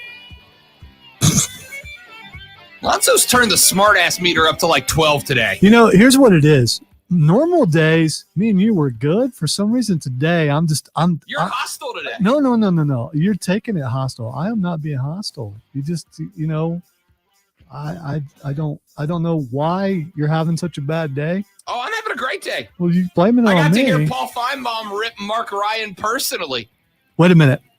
I know why you're having a bad day. I have a guess as to why you think, but we'll talk about that off the air to see if you're right. Oh, I know, because I can gauge mood before and mood after, because I was there for both. True. Dave Schultz is a host on WNSP Radio down in the great state of Alabama, the great city of Mobtown, Mobile, a place I have spent many nights. Some I remember, some I prefer to forget. Dave Schultz joins us here on the Rob Brown Show and ESPN Upstate. Dave, long time no talk, buddy. How we feeling? We're doing okay, Rob. How are you? Oh, just another day in paradise, my friend. Just up here, not causing any controversy at all. What are you trying to say? I don't understand. I'm not saying anything. I'm just saying I appreciated the delivery of that one particular audio file to me earlier today. Oh, so did you just out me? Is that what you did? You just outed me? Oh, no, I didn't say it was from you. Did I say it was from you? That's okay. It was from you. I think you just said that. It's all right. It's all right. It doesn't matter now. Yeah, it doesn't matter now. So let me ask you, because I brought this up earlier, Dave, and Mark Ryan kind of started a firestorm on Twitter a couple of days ago when he said that he had sources that told him that Clemson and Florida State had directly reached out to the ACC. College football crowd seems to be split, at least in this area, about 50-50 whether they believe him. Paul Feinbaum earlier says there's no truth to that, though there were some other reporters that said there is. Then I have texters texting me today, Dave Schultz, that are saying, we don't care, it doesn't matter, it's not that big of a deal if they did, yada, yada, yada. Where do you come out on this 2 or 3 days after the fire settled down a bit? Well, let's be clear, because we can go back and check, right? So Brent Zerneman, when he had his report for Texas OU, because it happened right when I was on, Radio Row there, and you read it a couple of times, he went with one source, all right? So what did Ryan do? Did he have more than one source? Did he say sources? Because if he said sources, now that's changed, because now he says he talked to one guy or one woman, whoever it is. So it's gone from sources to source, so we need to be careful with that. I don't really know. All right, so there's people out there that, like Feinbaum, who says it's completely made up, it's a lie. And then others who are saying, well, that's just the way that the Clemson and the Florida State people have responded, there's probably something to it. All right. So it's not out of the realm of possibility that after this went down with Texas and OU, someone picked up the phone and said, hey, what about us? Right? That doesn't sound out of whack. Again, I don't know, as Feinbaum probably pointed out, I don't know how, either market helped you, right? The SEC already has the Jacksonville market with Florida there. You get a little of the panhandle, but there's not a whole lot in that panhandle. between Jacksonville and Tallahassee, and you go a little further to Tallahassee, and you're in Alabama country already. So I'm not sure how much that helps you. I don't know how much it helps you to get the other part of the state of South Carolina in the SEC. That's part of the state, although obviously Clemson's a much better football program. So I don't know where if it's true or not. It doesn't really matter. It probably achieved the success of what Mark Ryan was trying to accomplish, and that was he got not one but two universities to say no, it's not true. He got two people to say his rumor is not true. Mission accomplished. And he got Feinbaum on my station saying, yeah, no, not true either. Mission accomplished. Dave Schultz, WNSP. You can follow him on Twitter at Dave WNSP. One of my favorite follows, mainly because he's like one of the few that actually interacts with me publicly. It's weird. Can I tell you a quick story? Yes, of course. Okay, so I'm with Ryan on this in terms of when I was a kid, I would say this. My first job in sports was at AA of the Wichita Wranglers. They won the Texas League Championship. Bruce Bochy, this is how long my career is done. He was in AA, and he's won 3 World Series, been to a 4th, and has retired from his 2nd career already, okay? When I get to Wichita, Kansas, I'm like, who are they? What? When you see it in the newspaper, they say this, they say that. I'm telling you, Rob, I decided to be they. I literally started a rumor that Jerry Tarkanian was going to take the job with Wichita State.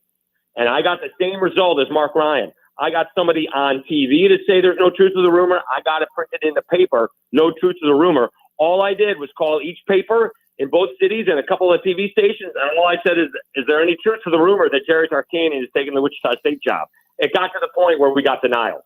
Mission accomplished.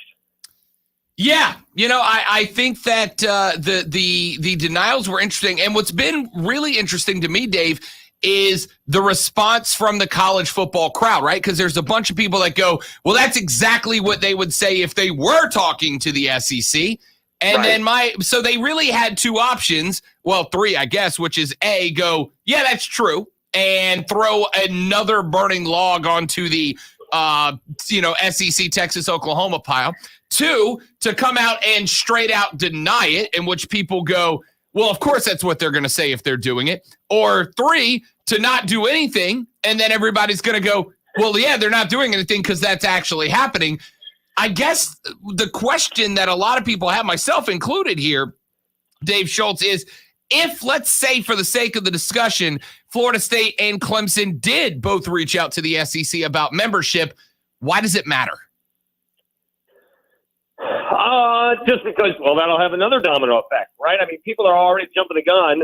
I don't think that Texas and Oklahoma are going to play in the SEC until 2023. I think it'll be sooner than 2025, but I'm not sure it's 2022.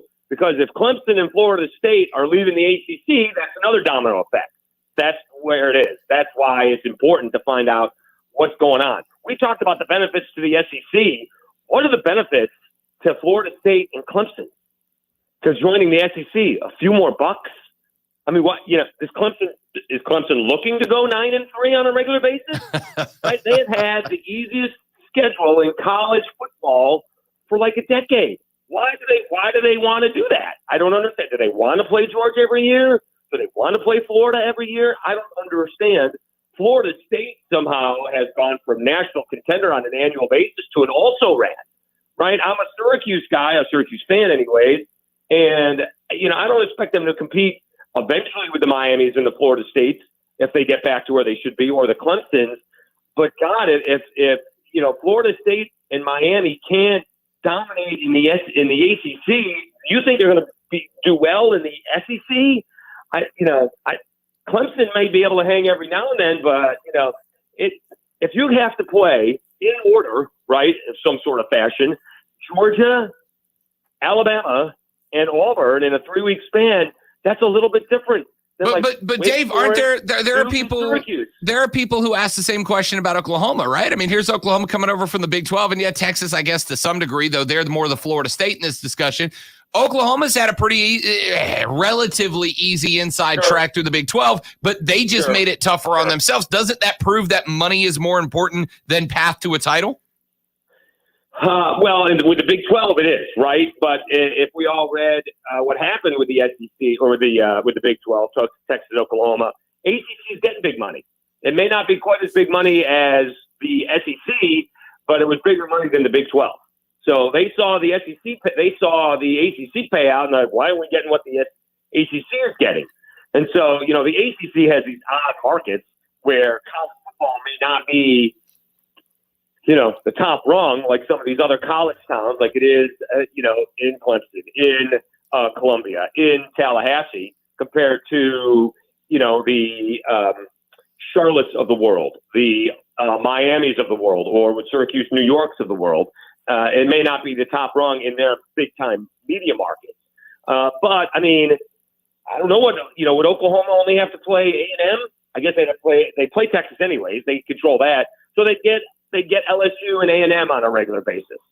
Okay. That's much more difficult than what they're doing now, but I just don't see the benefits to Clemson moving on when, let's be honest. They game plan 3 games ahead for whoever their toughest opponent is at the time, because they don't have to game plan for 80% of their competition. They're just better athletes, right? Just better. We are speaking with Dave Schultz of WNSP Radio down in Mobile, Alabama. Follow him on Twitter at Dave WNSP. What was kind of interesting about the Oklahoma-Texas thing was how quiet it was, right? So we're at the ACC kickoff a week and a half ago, 2 weeks ago, whatever it was. And Mark and I are doing a show live. And in the middle of the show, we just get this news that a report is broken that Texas and Oklahoma have talked to the SEC. And then 3 days later, they're in, or they're on the path to being in. I guess what really kind of blew my mind was just how quiet they were able to keep that until Texas A&M got wind of it, allegedly, and blew it open in the Houston Chronicle. The point that I have illustrated with that, Dave Schultz, is telling people, if you still have this sunshine and rainbows and unicorns, that vision that college football is all about the passion and the pride and the pageantry, nobody at the top levels give a damn about how we, the regular person, feel as college football fans, Dave. It all comes down to who's going to make the money and how. And I think this whole situation the past 3 weeks has pretty much been the illustration of that. Yeah, someone pointed that out on Twitter, right? That all this, affiliation with these conferences are a big deal, right? Someone mentioned, like, was it West Virginia and the Citadel were in the same conference years and years ago? These things were all really recent, right? Penn State and Syracuse were independents for a long, long time. Right? Was it the SEC became a conference either because of the ACC or because of the Southwest Conference? That's how this all materialized. Maybe we had nothing going on between. Well, you can say that with A&M, and we went from like the Southwest Conference and the Big 8 to no Southwest Conference anymore, right? We grew up with the Southwest Conference, and so that's not here anymore. So, I mean, I think you're right. It's all about money, which is really sad because how much more money does Texas need? That was the one thing I learned about this, Rob, that I did not realize that Texas has the largest endowment of any public university in the United States. And it's not relatively close because the next closest is A&M, and Texas's endowment is like $31 billion with a B, and A&M's endowment is like $13.5 billion. You're coming to the SEC, Alabama is like $850 million. And LSU is like $550 million. Well, how much more money does Texas need? I don't know. I don't know. Is it going to make a difference with the product on the field? I don't get it. It seems to be a little bit short-sighted. But I think Feinbaum also pointed out, we're not talking, the $12 million that we saw last year. Where. The SEC was handing out like $47.5 million, and the Big 12 handed out $34 million. I mean, it's going to be like $50 million annually or something. Yeah, and what is it? Texas and Oklahoma are both, if the Big 12 doesn't dissolve before they move over, and if they wanted to leave before 2025, they would both owe like $80 million in separation fees to the Big 12. I guess this is. I wonder if. I've seen so many people, Dave, say on Twitter and Facebook and all, I think I'm losing my passion for college football. And I'm wondering, we've talked about what does this mean for conferences and mega conferences and super conferences and playoffs and this, that, and the other.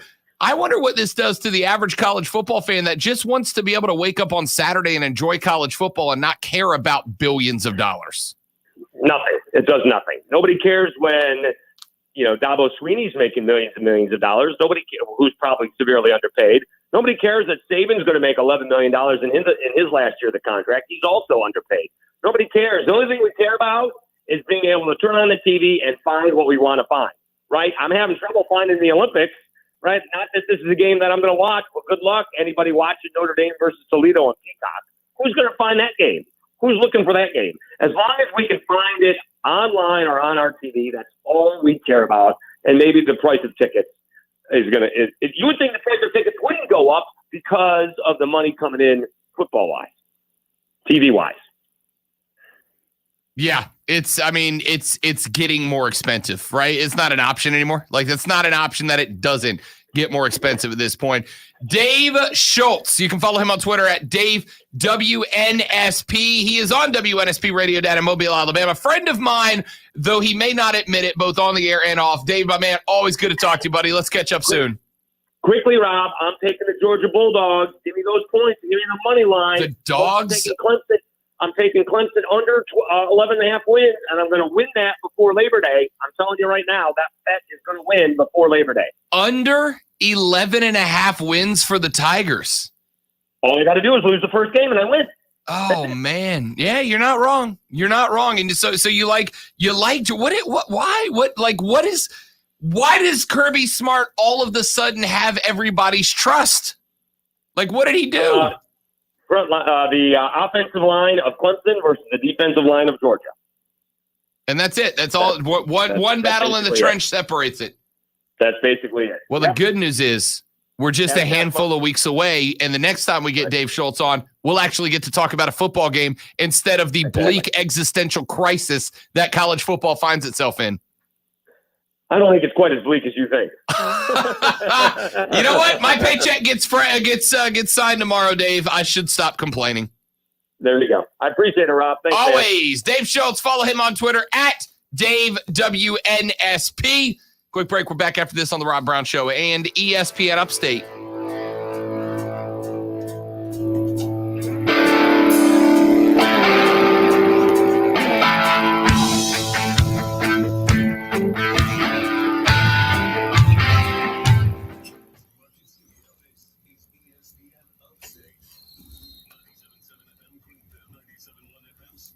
ESPN Upstate.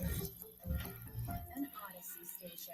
Spectrum Business called their competitors to see if any of them could beat Spectrum's Business Internet Plus phone offer for $69.98 per month with no phone taxes or fees.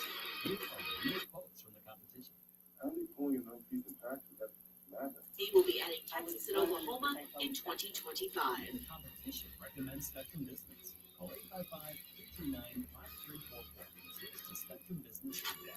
Competitive quotes and actual phone conversations. Limited time offer, restrictions apply. Call for details. The motto for world-class competition has always been faster, higher, stronger. It's the same for Navient, makers of condensing tankless water heaters. Faster to install and set up. Higher performance and efficiency to provide endless hot water. Stronger with the industry's strongest warranty. All because of the copper-free stainless steel heat exchanger built in every unit. Learn about Navient's condensing tankless water heaters and find a Navient contractor at tanklessmadesimple.com. That's tanklessmadesimple.com. Nobody protects you from mayhem like Allstate. I'm a broken traffic light. Stop and go is the name of my game. It's easy. You go, they go. Or was it they go, you go? And if you have the wrong car insurance, these repair costs could stop you in your tracks. So get Allstate's new low auto rate and be better protected from mayhem like me. Not available in every state based on heavy needs. Certain terms and conditions availability. Most states necessary based on how you buy. Allstate Bar and Casualty Insurance Company can be expected. For the ones going above and beyond. For the ones reaching out, helping out, and lending a hand. For the ones people count on. You can count on Grainger. Grainger offers supplies and solutions for every industry. Backed by 24/7 customer support and specialists to help with hard-to-find products. Because you've got everyone's back. We've got yours. Call, click Grainger.com,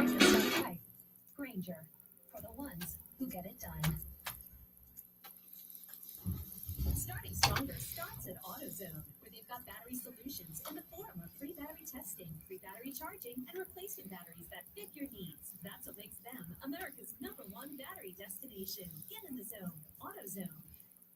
Hey, you should move over. Red right return. Oh. No, just red right return because No, I'm saying red right return, but they're right to agree. okay, but you're on I should have said correct. I know it's red right return, but you're on the left and it's red right return. Red right return. Texas says, I like that guy until his Georgia bet comment. oh, I was on the left. Right. Please stop talking. So the dream was to build your very own law practice. Be your own boss, call all the shots. But have things like billing, HR, timekeeping, and all the other management stuff turned your dream into a nightmare? Take charge of your practice with Lexicon. We're the intersection of practice management software and legal support services for your firm. You'll get more billable and livable hours back. Lexicon marks the spot for all your practice management needs. Visit lexiconservices.com/intersection to get the whole story or schedule a demo.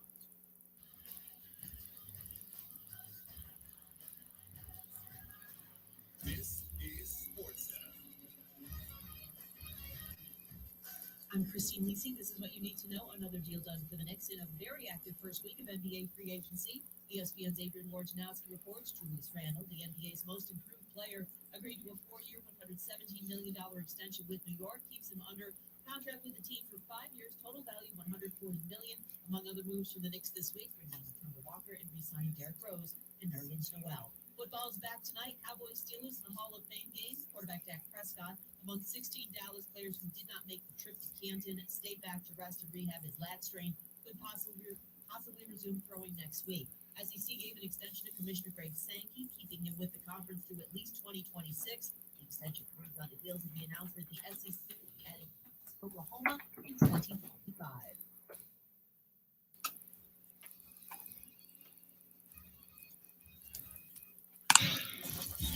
Text us anytime at 71.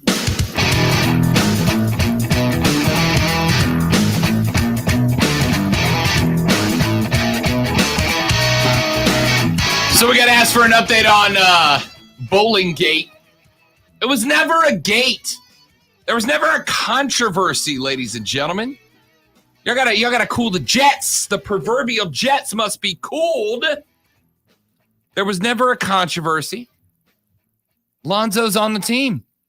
Everybody chill. Everybody chill. Lonzo's on the squad. We got the call yesterday when we got off the air from the big boss downstairs who said, hey, you bowl? And I said, yeah. And he said, do you want to be on a team with Stoneman? We're gonna have a league together. And I was like, yeah, that's fine. And he said, we're looking to do this as kind of like a cross promotion of all the different radio stations. And I said, well, then Lonzo's on the team, right? And he said, yeah, Lonzo's on the team and I need one more. And I said, well, if you need one more, Diesel, from what I understand, and I'm trusting the great one on this. I said, from what I understand, Diesel, who also does his night show on the Planet, which he's far more famous for. Diesel's a good bowler. Zoe's a good bowler. I'm a good bowler. And then also Stoneman's going to be there. I'm glad you said it that way because when I went down to talk to Stoneman, I was very excited about it. He's just about having fun. And he doesn't understand that fun is winning. Yeah, I'm about having fun too. Yeah, but fun is winning. But I have more fun when I'm winning. And look, yeah. I'm like Zoe on this one. I'm like Zoe on this one. I have more fun when I am willing, when I'm winning. That's just how it goes. And I will say this, it is Bowling Gate, and I will have a chip on my shoulder the entire time because I should have been asked first. And so because of that, I'm bringing the vengeance. Look out anybody we're going up against, and look out bowling pins. I should have been asked first. So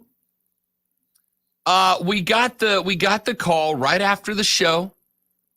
We got asked right after the show. Are you in? I said yes. He said, you, Lonzo Stone, man, who's the fourth? I said Diesel. He said yes. Except for, then Diesel says to me,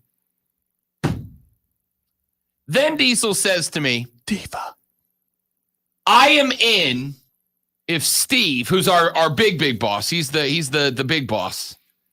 I am in figuratively, yes. Figuratively speaking, he's Mr. Odyssey. Diesel says, I'm in, but you tell Steve I want a personalized bowling ball. As if Diesel was the Jordan of this crew. Like as if Diesel's the Jordan of the crew. Well, he could be. We don't know.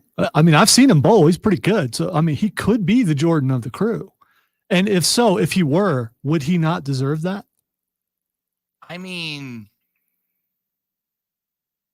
you don't get to call a shot before you show out, though. Like if Sam Darnold rolled up into Carolina, Babe Ruth did. Babe Ruth was just, I mean, he pointed and then but Babe Ruth was already the Babe when that happened, right? Like Babe Ruth didn't go up to Major League at bat number 1 and point and then go, and I want Yankee Stadium named after me. He earned that. I'm saying if Diesel shows up and he's throwing 290s every single game and he's carrying us every single day to first place, then I'll buy Diesel a bowling ball myself.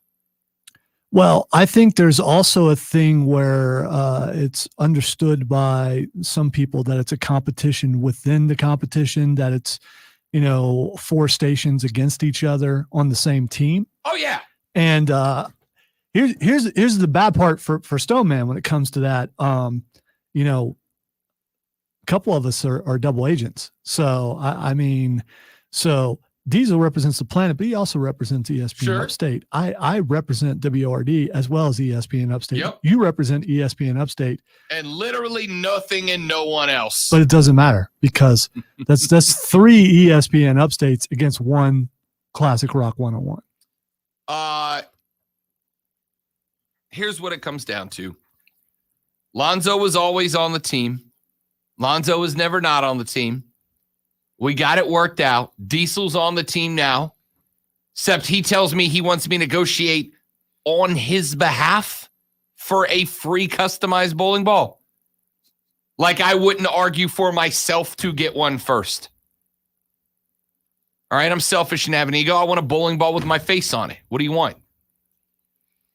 I will tell streamers that it wouldn't surprise me if one of us is kicked out, and if it were, it would be me because, was not on the team in the first place, but because, squeaky wheel and all that stuff. John says, yeah, that's what I was looking at. No Mark Ryan, but we want to listen to him tell us how many professional bowlers he's watched, how many exes he's had that have been amazing bowlers, and how Florida has an underrated bowling team. Which all may be accurate, but I've seen Mark Ryan bowl, and no. Texter says, ESPN, glad it worked out. Hope y'all win the championship. Ain't no hoping about it, man. I was down there. I don't know how this league works, but I was talking to Stoneman. It's like, it's all about consistency. It's not about, the greatest scores, because of most bowling leagues, they factor in handicap and things like that. And because of that, if you're consistent, then you can bring the team up. Just don't be up and down. So if you bowl a straight 97 every single time, it's not going to be a 97. It's going to be more than that because of handicaps. I know all this because I took bowling in college. If I ever go to a bowling alley where you have to keep track of your own score, I won't be doing that. I can do it, though. So we're good. I absolutely cannot. All right, let's take a break. Let's wrap up hour number 2. Coming back in hour number 3, Olympics updates. We got the American women on the soccer field winning the bronze. The American men on the basketball floor heading to the gold medal match against France. Another opportunity for a dub there. And we've also got the American baseball team on its way to face Japan one more time again. We'll break all those games down and more. It's the Rob Brown Show on ESPN Upstate.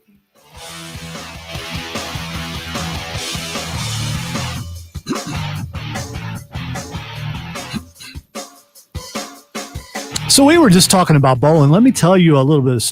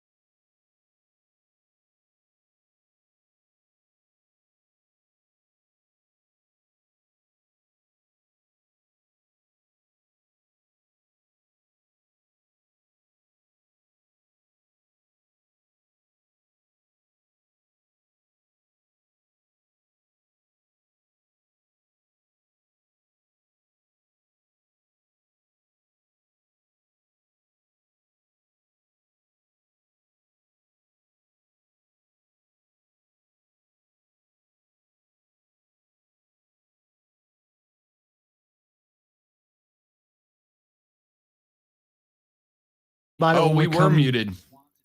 Well, for those of you that hung around, despite my mutedness there, my bad, first off. Second off, Lionel Messi has had his contract with Barcelona. Looks like it's not going to happen now. That's enormous.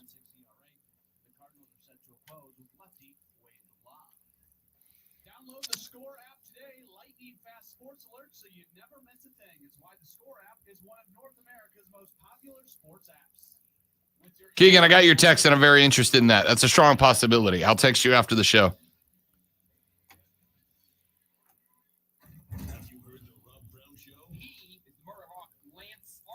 Joining us here on the Rob Brown Show and ESPN Upstate. That TNT Championship. If you watch other companies around, we hear about. Did you see the first look at the Lord of the Rings HBO release? I haven't watched the thing, but I've been reading about it. You talking about the pictures? Uh-huh. Yeah, I've seen the pictures.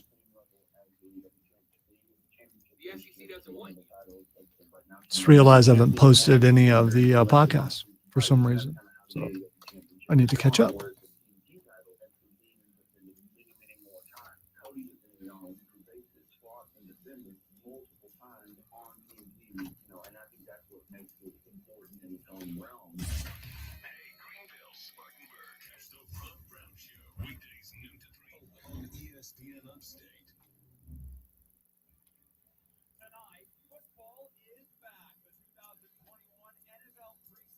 We should probably talk about that, huh?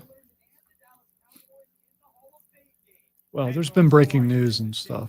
So, but yeah.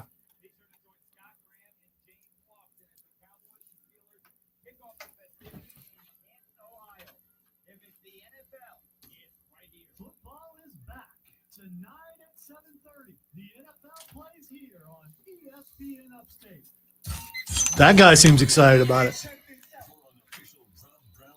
Seems sincere.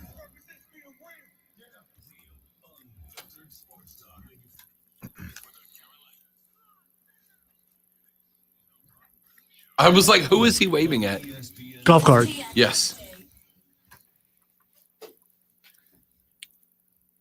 Yes, Texter. Lionel Richie is leaving Barcelona Football Club. That is correct. You nailed it.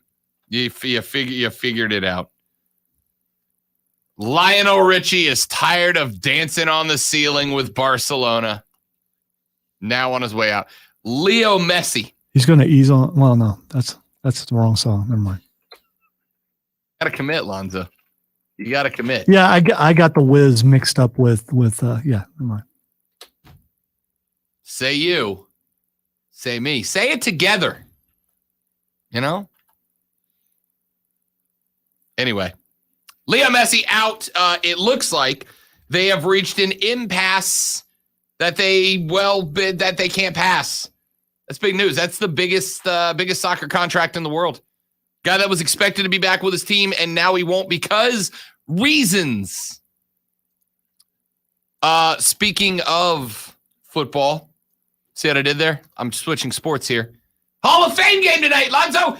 We got football on television this evening. It's preseason NFL between two teams that are probably going to finish middle of their division, but what the heck? It's football. See, I disagree. I'm looking so forward to this for a couple reasons. And you say middle of the road, but those Dallas Cowboys, man, championship this year. We're at that part of the season where everyone says that Dallas is going to win the championship, right? Except for, which would make me extremely happy for our wonderful boss, since he is a Cowboys fan and wears Cowboys gear and all that kind of stuff. I'd like to see him win. Because it's been, decades since he's been able to see that happen. And, I like seeing the boss happy. I can't stand a Dallas Cowboy. I know it's going to be my hottest hot take. ESPN, Messi to Barca. Hello, is it me you were looking for? Texter, ESPN sources say it's because Messi refuses to be vaccinated. Don't shoot the messenger. Trust the sources.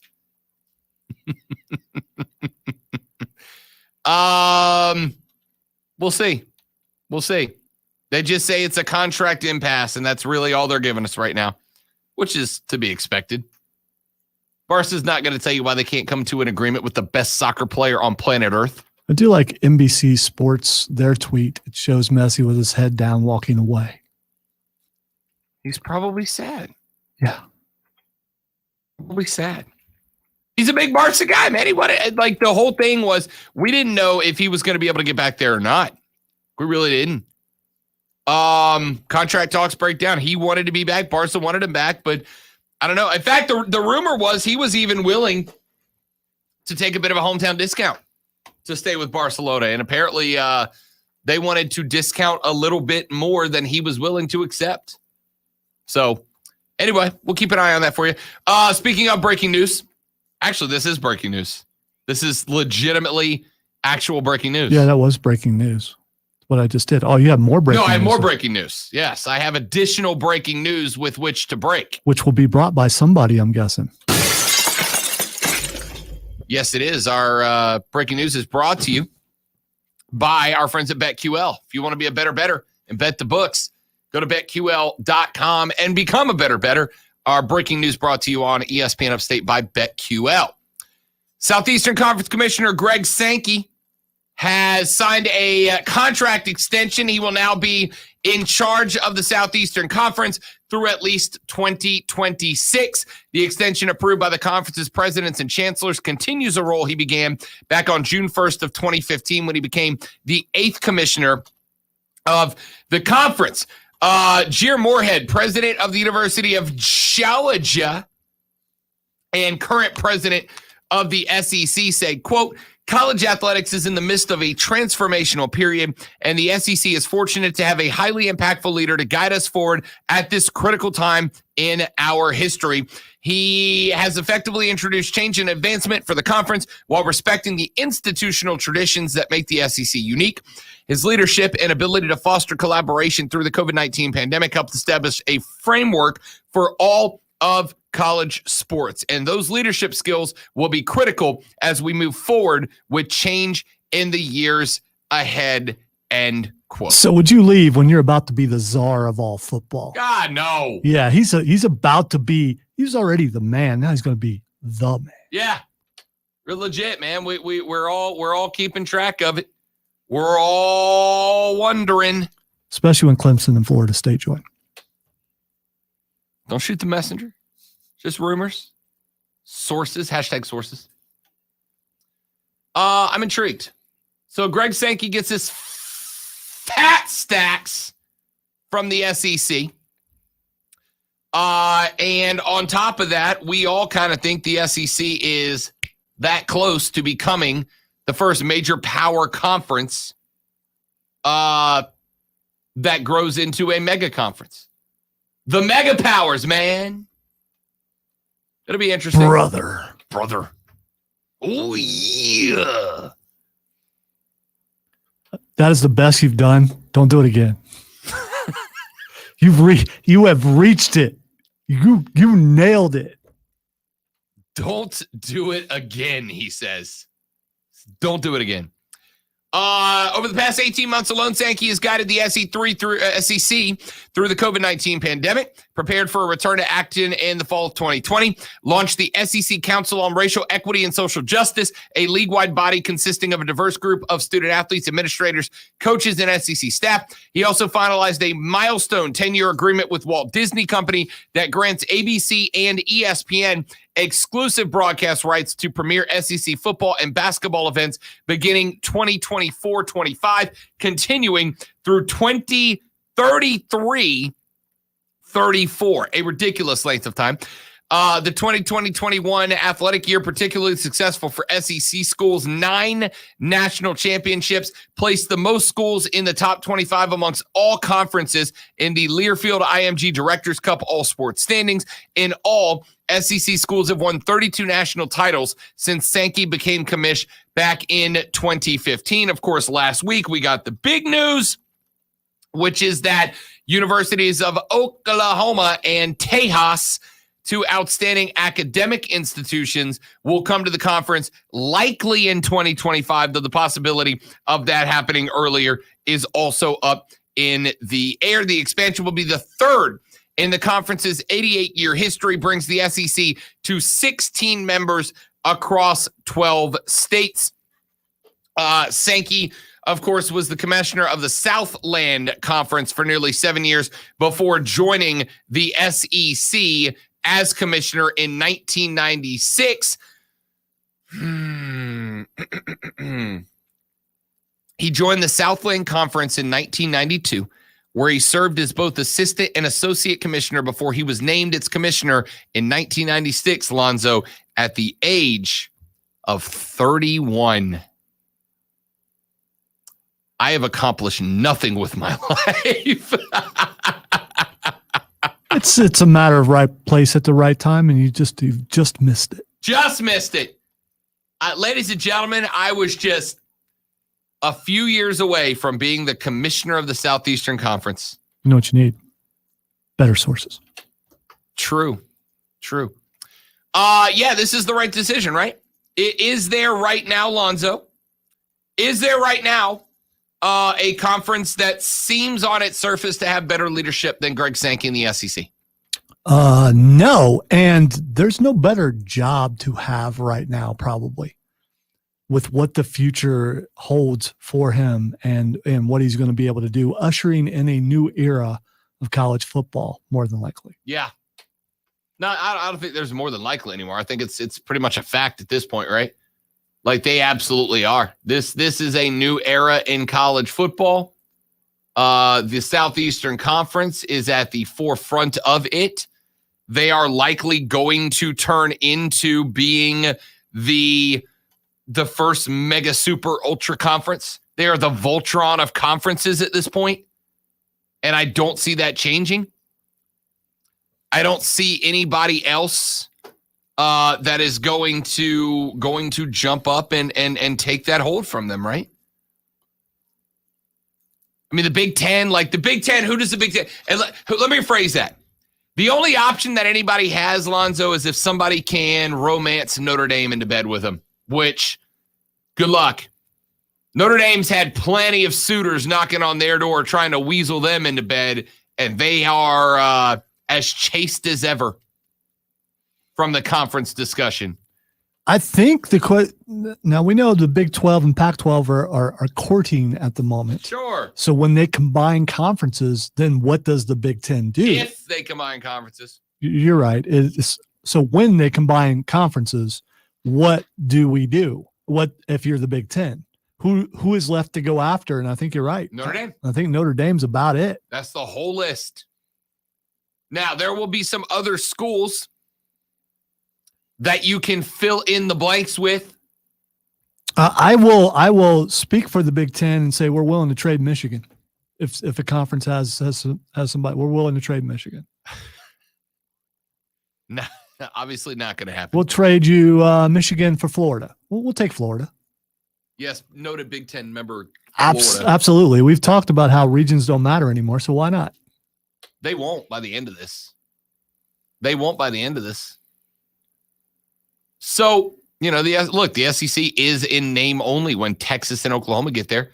Y'all have been adamant about the fact that Texas is not a southern state. It's a western state. I don't know. In the way that all of this plays out, Greg Sankey getting this contract is no surprise. Dude is about to take the SEC into a new era, and they are at the forefront. It doesn't matter if you ACC fans, I've heard a couple that have been like, we could be at the turning point of this too, right? If we cared more about the money. I got news for you. All your conferences care more about the money than anything else. Yeah, I completely disregarded the ACC because they're the ACC. But Dave Schultz from WNSP told us an hour ago. He said, look, why did Texas and Oklahoma leave? He said a big chunk of it was because when you really break down the numbers, ACC schools are making more than Big 12 schools.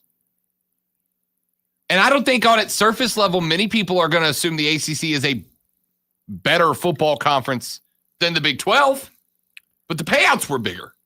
That's why they moved. If you put them head to head and you take Clemson out of the equation, I don't know which conference is better.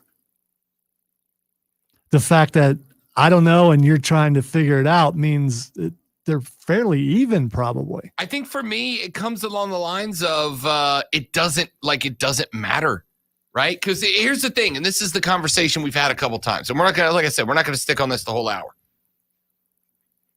But if you still do not recognize, realize, see that the decision makers at the top of these conferences care about the money more than they care about anything else, including how easy or difficult your path to the national championship is, you're not paying attention. You're not paying attention. This whole premise of, in fact, Dave Schultz said that, right? Dave said, why would Clemson move to the SEC? Why would they want to move to a spot where they're going to go 9-3 and get locked out of the playoffs every year? And I said, wait a minute, Dave, couldn't I ask the exact same question about Oklahoma? And he went, yeah, good point. Yeah. Oklahoma knows that their life just got more difficult on the football field. But they also know that the coffers just got filled up more. Dave asked, and here's the hardest question of this entire situation we've heard so far, Lonzo. Dave Schultz said, when do we hit the point that for these college administrators, enough money is enough money? Never. Correct. When does Jeff Bezos have enough money? He doesn't. When does Elon Musk have enough money? I'll say Bezos just took a major hit. So, I mean. Yeah, but it doesn't matter. He's coming back for more. I was going to say he'll rebound, though. Yeah. When does Warren Buffett have enough money? He doesn't. The guys who get to that point because there's never enough. And the consequences on everybody else be damned. That's why they get there. Bezos had a great idea with Amazon. But he also clearly does not mind making a few 100,000 Amazon workers miserable if he gets to shoot himself into space on a Tuesday for fun. Right? Consequences and impacts on everybody else be damned. There's never enough. And your beloved, innocent, naive, nothing but passion and tradition college football programs are the same way. At least at the conference level. Let's take a break. When we come back here in just a minute, I got asked to run that audio we ran earlier. Plus, I'm going to set it up because I'm going to need Mark Ryan's reaction from it later. Fun little surprise if you missed the first portion of the show. That's next on The Rob Brown Show on ESPN Upstate.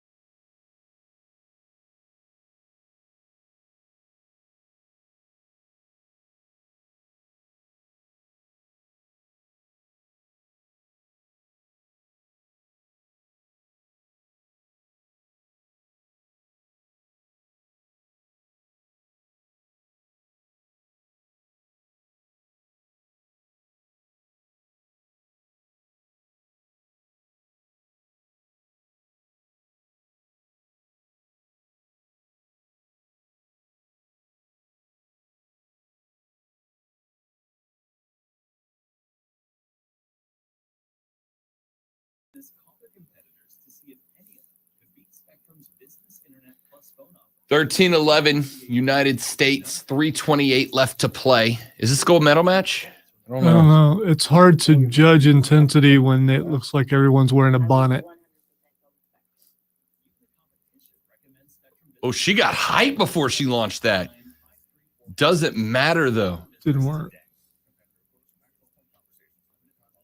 Have you seen them when they show the underwater camera? Yeah. Bro, it is intense.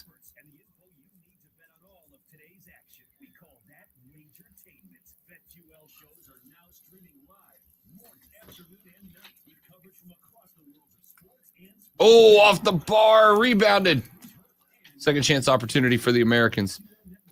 In close with the skip. That's a goal. USA. USA. Hey, baseball fans. FanDuel is hooking new users up with an instant bonus up to $500 when you make Your camera's very jumpy today.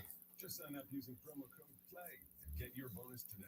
Then use that Robert Griffin III hired by fantasy contests where first place ESPN to call college games. You'll love playing fantasy baseball on FanDuel. It's easy to start. Just choose the players you want. You mean he's not on a team somewhere? You only need to set one lineup. Take on thousands of baseball fans from across the country. Or create You can bet on who CM Punk's first official singles match opponent will be. Even money on Darby Allin, 2-1 for Bryan Danielson, 13-4 for Christian Cage, 6-1 for Orange Cassidy. Darby's already called him out. They're going with Darby. You think so? Easy money. and sign up using promo code PLAY so they know we sent you. Again, that's promo code PLAY. Age and location restrictions apply. I just don't think he's gonna be.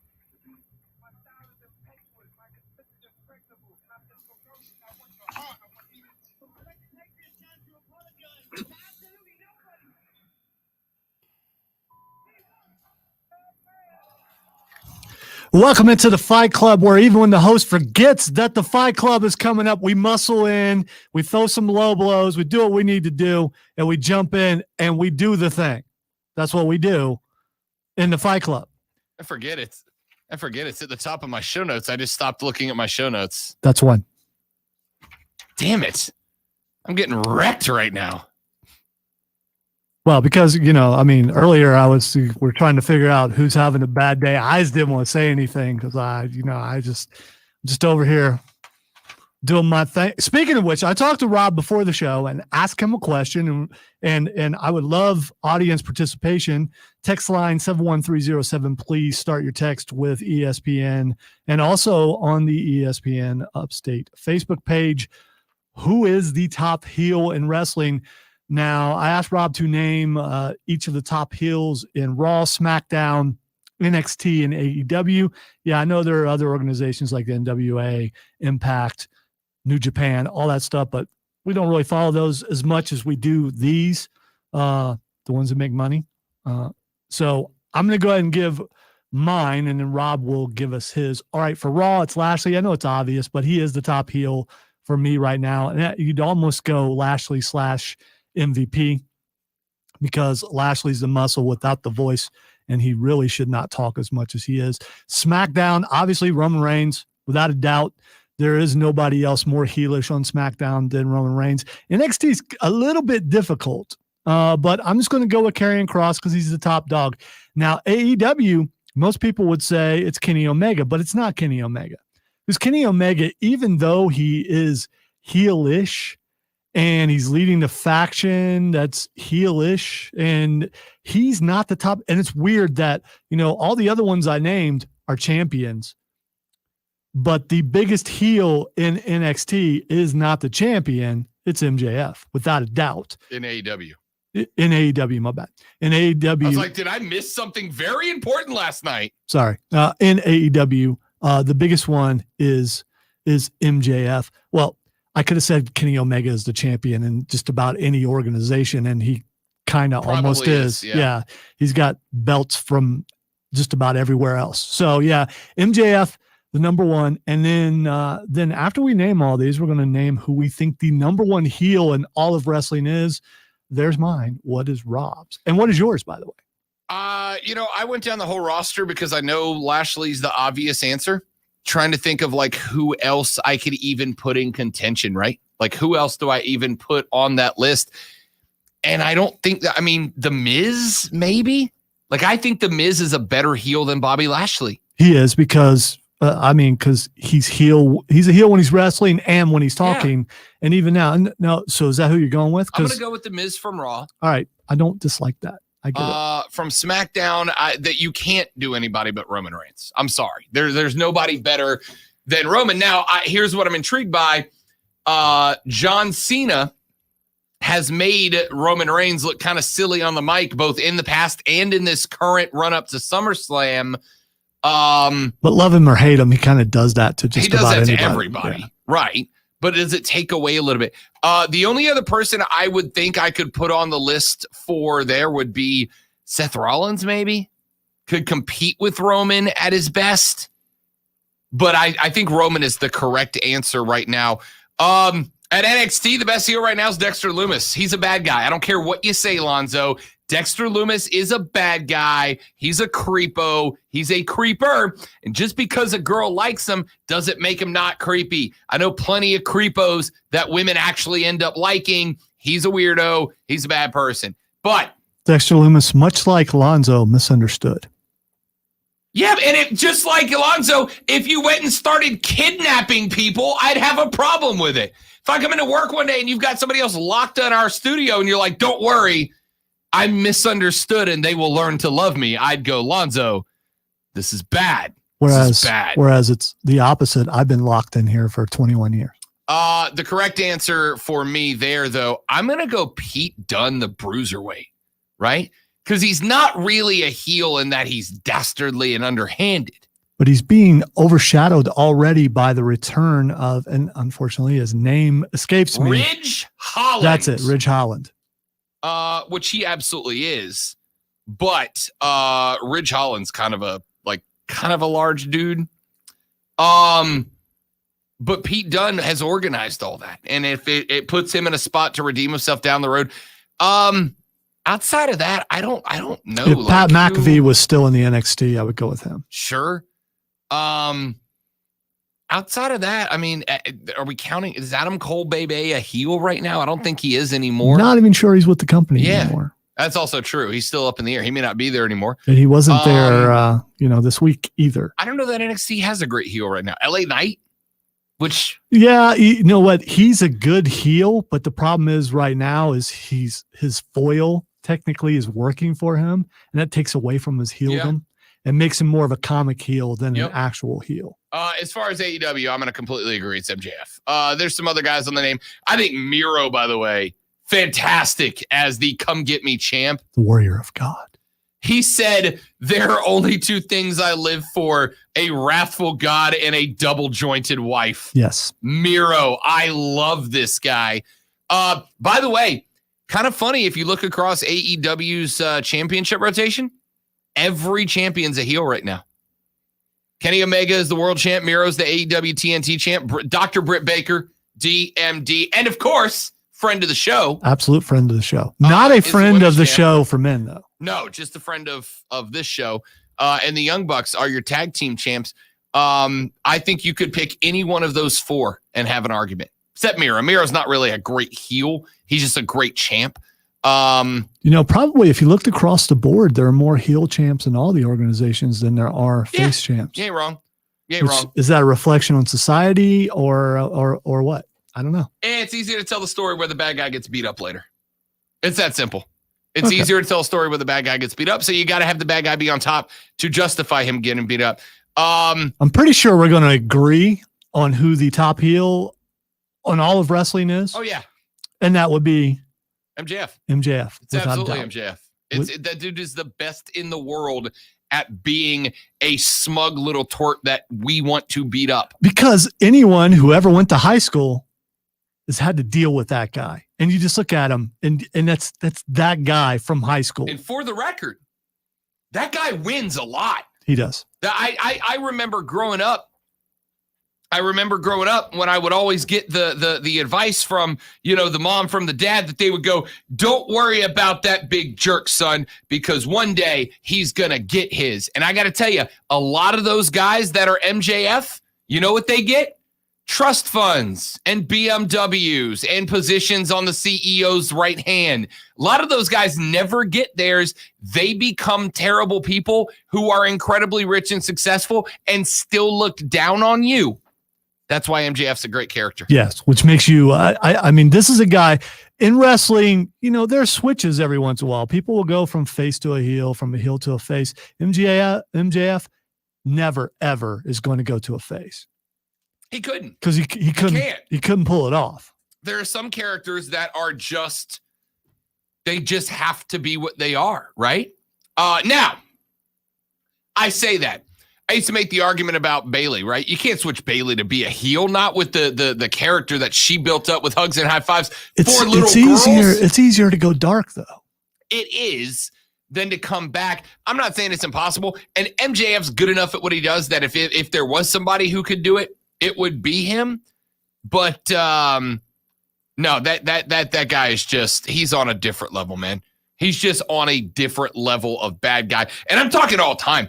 I mean, I can think of some all-time GOAT heels that MJF is better than, and MJF's what, 30, 31, 32? He's young. Yeah, but he's the best in the game right now. And when he does get the championship, he'll probably hang on to it for a while. All right, before we get back to MJF, let's talk some NXT. Just a couple things. For one thing, we knew it was coming. Samoa Joe versus Karrion Kross. This is it for Karrion Kross, right? I mean, he's already had a couple matches on Raw with Keith Lee. One was all right. The other one was pretty good. He's going to Raw, and he's going to stay on Raw. So he's going to drop the belt. So do you bring Samoa Joe in to win the belt? I think you do. I think Samoa Joe coming up, we still got a couple weeks until the next takeover when this match happens, but Samoa Joe is going to win the belt. Texter says, do you not like Loomis because he has a better mustache than you? All right, we're going to address that. That's the second thing we're going to address. I don't know, man. I don't know. Are you bringing Joe back to activate him as an actual wrestler? Or are you bringing him back? Because here's the thing. He is activated. He is a wrestler now. He is a wrestler, but I'm saying, did you activate him for a match, right? Did you bring him back for a match, and you are going to have Samoa Joe go out there, wrestle one match, lose to Karrion Kross to make him look more legitimate, right? So if he beats Samoa Joe, who is beloved by NXT fans, then Karrion Kross looks more legitimate, and then he can do what only a few guys have done, which is lay the belt down in the ring and walk away to move up to the main roster, and then what? You know what I mean? Like, if you're bringing Joe back to have him lay down for Karrion Kross, be disappointed. All right, so let's move on to the other thing that really upsets Rob. He's already addressed it once. A texter has addressed it, and a month or so ago, or however long it was on this very segment, I said Dexter Loomis is going to be a part of the family, a part of the way, and I think it will be awesome. The awkwardness between he and Johnny Gargano, I think, is going to be a lot of fun to watch, and it looks like we're heading that way. And if there's a T-shirt like was kind of shown of the family, of the way, with Dexter Loomis in the back, I'm getting that T-shirt. If anything, just to make Rob mad every time he looks over and sees me wearing that T-shirt. It's the hairstyle. You don't like the hair. That's what it is. You don't like it. You don't like the creeper hair. I'm not going to say you're jealous of the mustache, because you could do that. I'm looking at the beard right now. You could do that mustache if you wanted to. Look, it's MJF is 25. I thought he was younger than what you said. Wow, he's that good and only 25. Here's my thing with Dexter Loomis. I think it's kind of like so many movies that we lose sight of what the characters actually are and what they're doing. We recognize that the entire Dexter Loomis character, the misunderstood artist thing, cool, fine with that. The dude literally takes advantage of the psychological phenomenon known as Stockholm Syndrome. I knew you were going Stockholm Syndrome. Syndrome. It's not I knew you were because going it that. is. Yes, I'm going to what a thing is. I'm not going to point at a car and tell you it's a motorcycle. I'm going to tell you what it is. It's a car. This is so he traps this girl. They get to this creepy thing. He's taking her. Now, listen, I'm not saying that the way is like a healthy, functioning environment for her. It's not. It's absolutely not. But like that doesn't because the way is a dysfunctional family doesn't mean that Dexter Loomis being a dysfunctional human being kidnapping her is suddenly okay. She went from one crap situation to another terrible situation. It seems, I was just wondering, were you a fan of The Undertaker back in the day? That is not even close to the same thing. Didn't he like kidnap people? Stephanie McMahon. And you know what we called him at the time? No. Bad guy. I'm not talking about Stephanie McMahon. I'm talking about other wrestlers, and suddenly they were followers. They were acolytes. Yeah, and he was a bad guy at the time. So you weren't rooting for that. You were completely against that. Yes. I'll take your word for it. Kidnapping people is bad, even in movies. All right, even in fake entertainment. Kidnapping people and brainwashing them is bad, even if they're bad people. I appreciate your passion, but I love Dexter Loomis. I love his character. As a fan of the movie Halloween and the John Carpenter-ish music that he comes out to. You know Mike Myers is a bad guy, and it right? really comes to, see, there's some other deep-seated stuff in there because Rob doesn't like horror movies. And I think that also goes along to why you don't like it, because the entire character, he's a guy out of a horror movie, straight from the music. You know, a lot of people would say in Halloween that Loomis was the bad guy, not Michael Myers.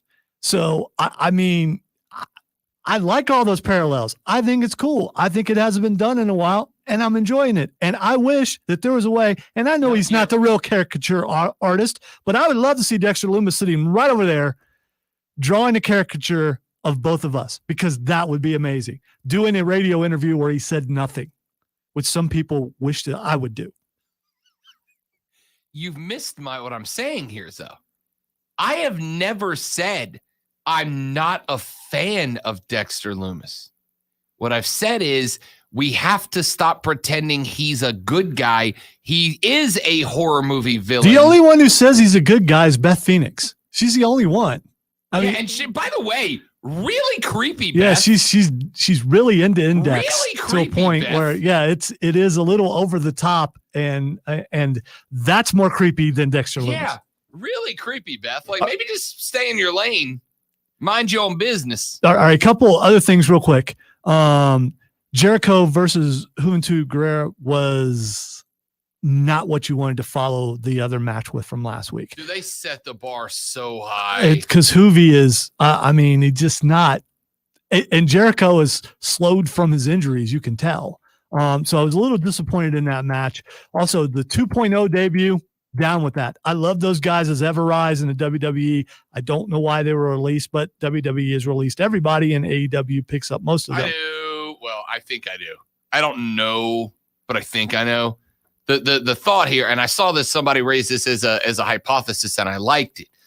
The hypothesis is that Vince is trying to flood the market with former WWE talent because AEW is picking all these guys up, and he thinks that if AEW floods their, basically overloads their roster with contracts, that they won't be able to handle it because, see, in Vince McMahon's mind, well, if I can't do it, nobody can do it. If I'm not successful, then nobody else will be either. He thinks he's going to, but all he's doing is he's giving this young, crazy, successful talent to the AEW who will do things right, and we will get on with it. They've already had a great moment with Darby Allin the other night.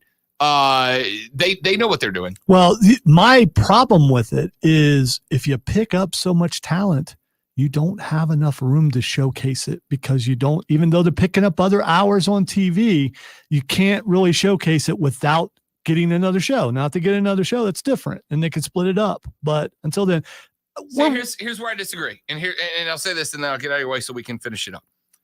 WWE, week after week, does the same 4 matches in 4 weeks, every single show leading up to their pay-per-view. You're so used to that, right? We get 19 matches between these two guys who then have their payoff match on pay-per-view. AEW doesn't follow that formula. They are completely different. They're not going to show you the same matches over and over. You're going to get 2 guys having 9 different matches before they get together in a pay-per-view. That's why they can do this. All right, we got to switch away from wrestling. One last thing, UFC 265 this week, Cyril Gane versus Derek Lewis for the interim heavyweight championship. Why is there an interim heavyweight championship, Rob? Isn't there a heavyweight champion? I thought there was, right? Well, Francis Ngannou, yeah, like the beast. There is. So why do you have to have an interim thing? I believe you and I talked about this, that Francis wants some money that they're probably not willing to give. So you go ahead and crown an interim championship. Right. Because there's not an interim belt for every weight class. Those just happen every once in a while they can't get the real champ to do his job. I don't know, man. So who you got? Derek Lewis or Cyril Gane? Cyril Gane, undefeated. We know what Derek Lewis has done in the past. All right, here are the odds, and you understand this and I don't. Cyril Gane minus 360 versus Derek Lewis plus 280. What does that mean? I mean, Cyril Gane is a heavy favorite. Well, not a heavy favorite, a relatively big favorite. Would you say minus 280? 260. 260. Yeah. So it's basically No, it's 360. My bad. 360. Yeah. So he's a 3-1 favorite. Okay. So I would you bet 360 to win 100. Which tells me he's going to win. That's a big shot for a title fight number. That's a big number. He's undefeated and he's going up against a big name in Derek Lewis. So that's a big number. There's really not. It doesn't look like any other really big fights on this card except for that one. All right, second break. When we come back here in just a moment from now, we'll give you that audio one more time, see what Mark's reaction to is it, and then we'll wrap it up with Twitter trending topics on the Rob Brown Show on ESPN Upstate. Wait, are we actually racing? It looks like you guys aren't really racing that hard. Is this? Yeah, they are actually racing. If it's well, there are 2 laps to go. Let's see what they do on the last lap. Doesn't look like they're racing that hard, though. Do you want them to throw elbows? I mean, No, I mean, look, they're just kind of like. But they're going a lot faster than you think. I mean, maybe. Let's see. We're going to view here. They're really not.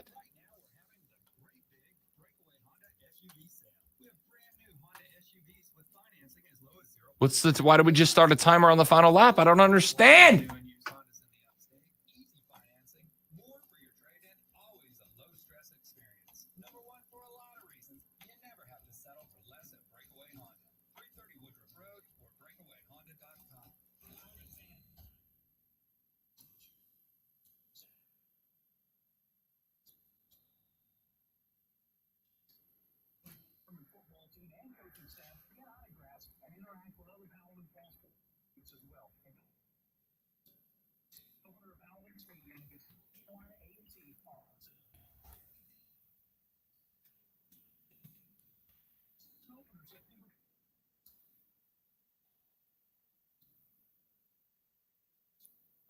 The other thing I was going to bring up, but we didn't have time, is Cody supposedly was getting ready to retire.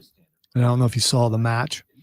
He got one boot off before he got attacked again by Malachi Black. Which is fairly interesting. He actually kicked him on the chin. Because when they slow-moed it, you saw the boot hitting the chin. Yeah. That's my one fear with his black mass is like, if you're not ready for it and he connects with it, there's no way to fake that much momentum transferring into your jaw. Now, can he kick harder? Probably, but you're right. That thing is going so fast. He's moving when he throws that kick.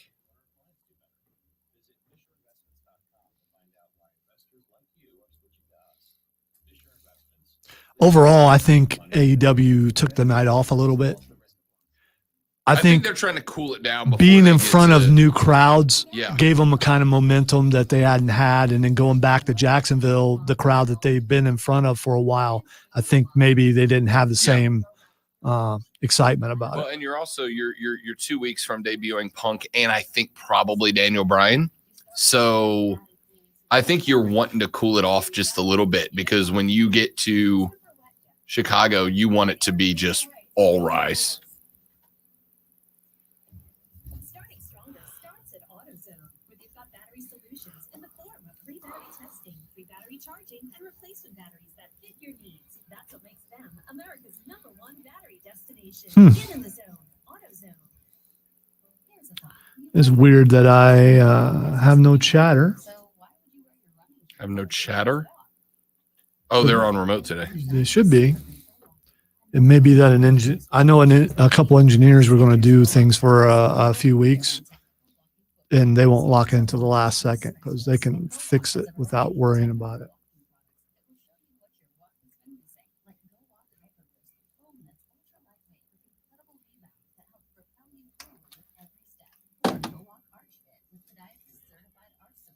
Future Walk the comfort and support you need mile after mile. And not only do Go Walk styles bring the tech, they bring the comfort. With all the colors and designs you love, you will fit you slip-on and sporty lace-ups. Even machine washable and surprisingly affordable. Walking smart. Don't walk in shoes made for something else. Walk in shoes specially designed for walking. Skechers Go Walk. Find yours. .com or wherever other footwear is sold. Unfiltered sport.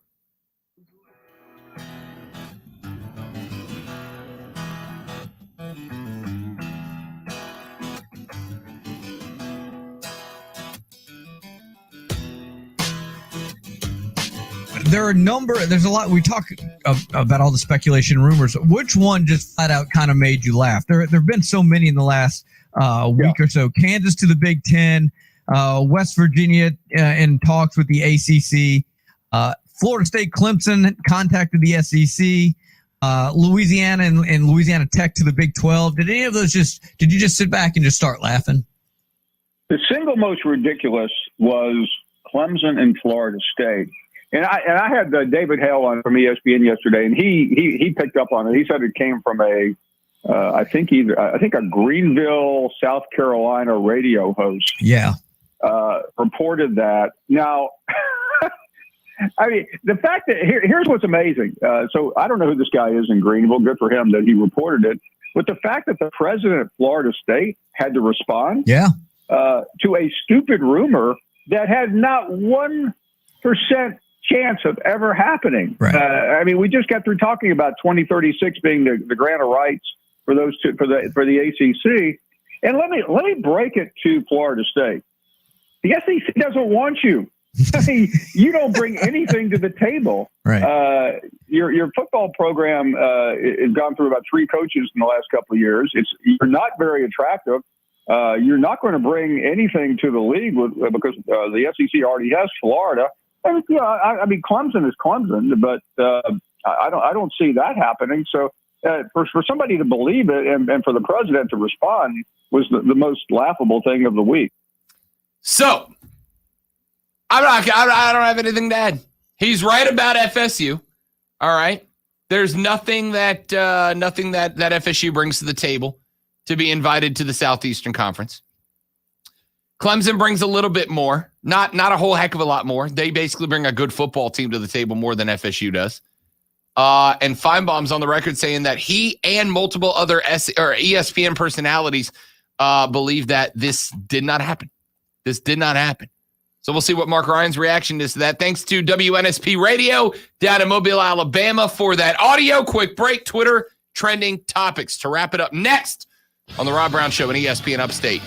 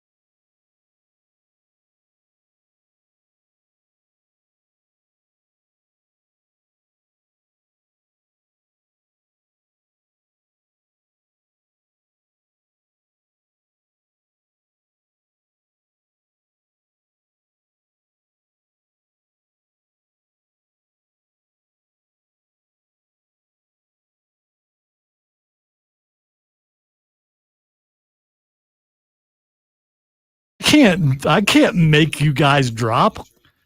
I don't have those capabilities. So what? So Chris is at Mark's thing. Oh. And he asked me if I dropped it. Wow. Maybe another engineer did in another room, but it ain't me because I wouldn't, even if I wanted to. Tell me how I could do that because I don't know how I could do that. Yeah, there is no disconnect on your end. Yeah.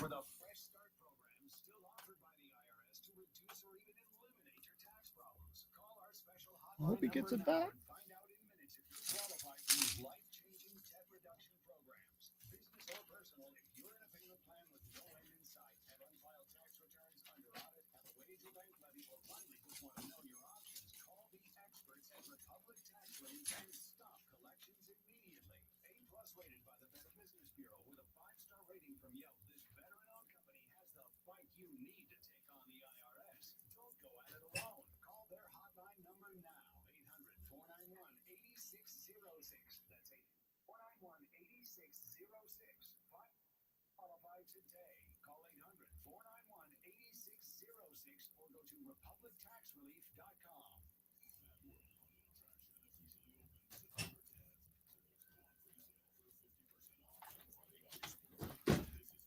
Matt Stone and Trey Parker have just signed a $900 million deal with Viacom CBS.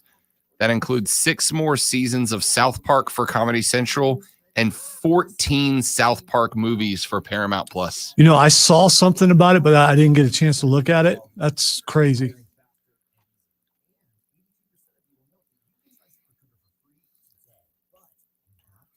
Chris, are you there?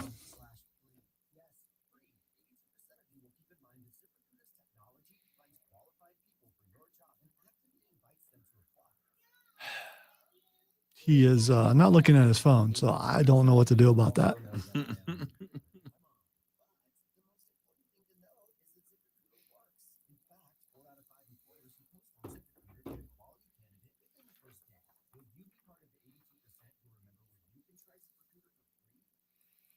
Hopefully he has contacted. I wonder if he's at that one Ingles that always drops.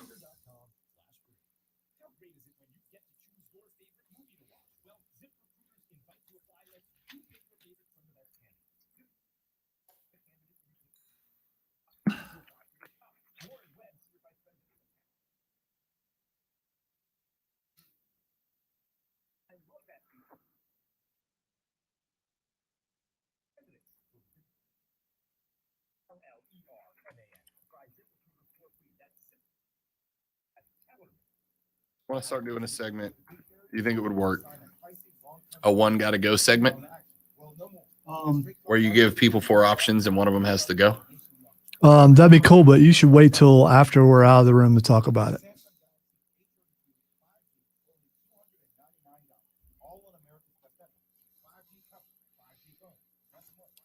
Hold that thought for 5 minutes. Word. This report is sponsored by ExpressPros.com. Looking for a job? Contact Express Employment Professionals and be part of their national hiring event. With one application, Express connects you with multiple employers and never charges a fee. Go to ExpressPros.com, find your nearest office, and call Express today.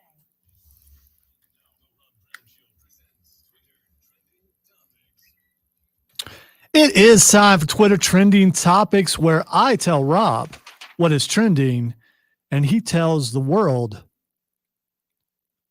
what he knows about it. And, of course, he knows a lot because he's Rob Brown. That's what he does. All right, the first thing that's trending, and this is kind of sad, but beautiful Bobby Eaton. Yes, beautiful Bobby Eaton has passed away. We learned that late last night, of course.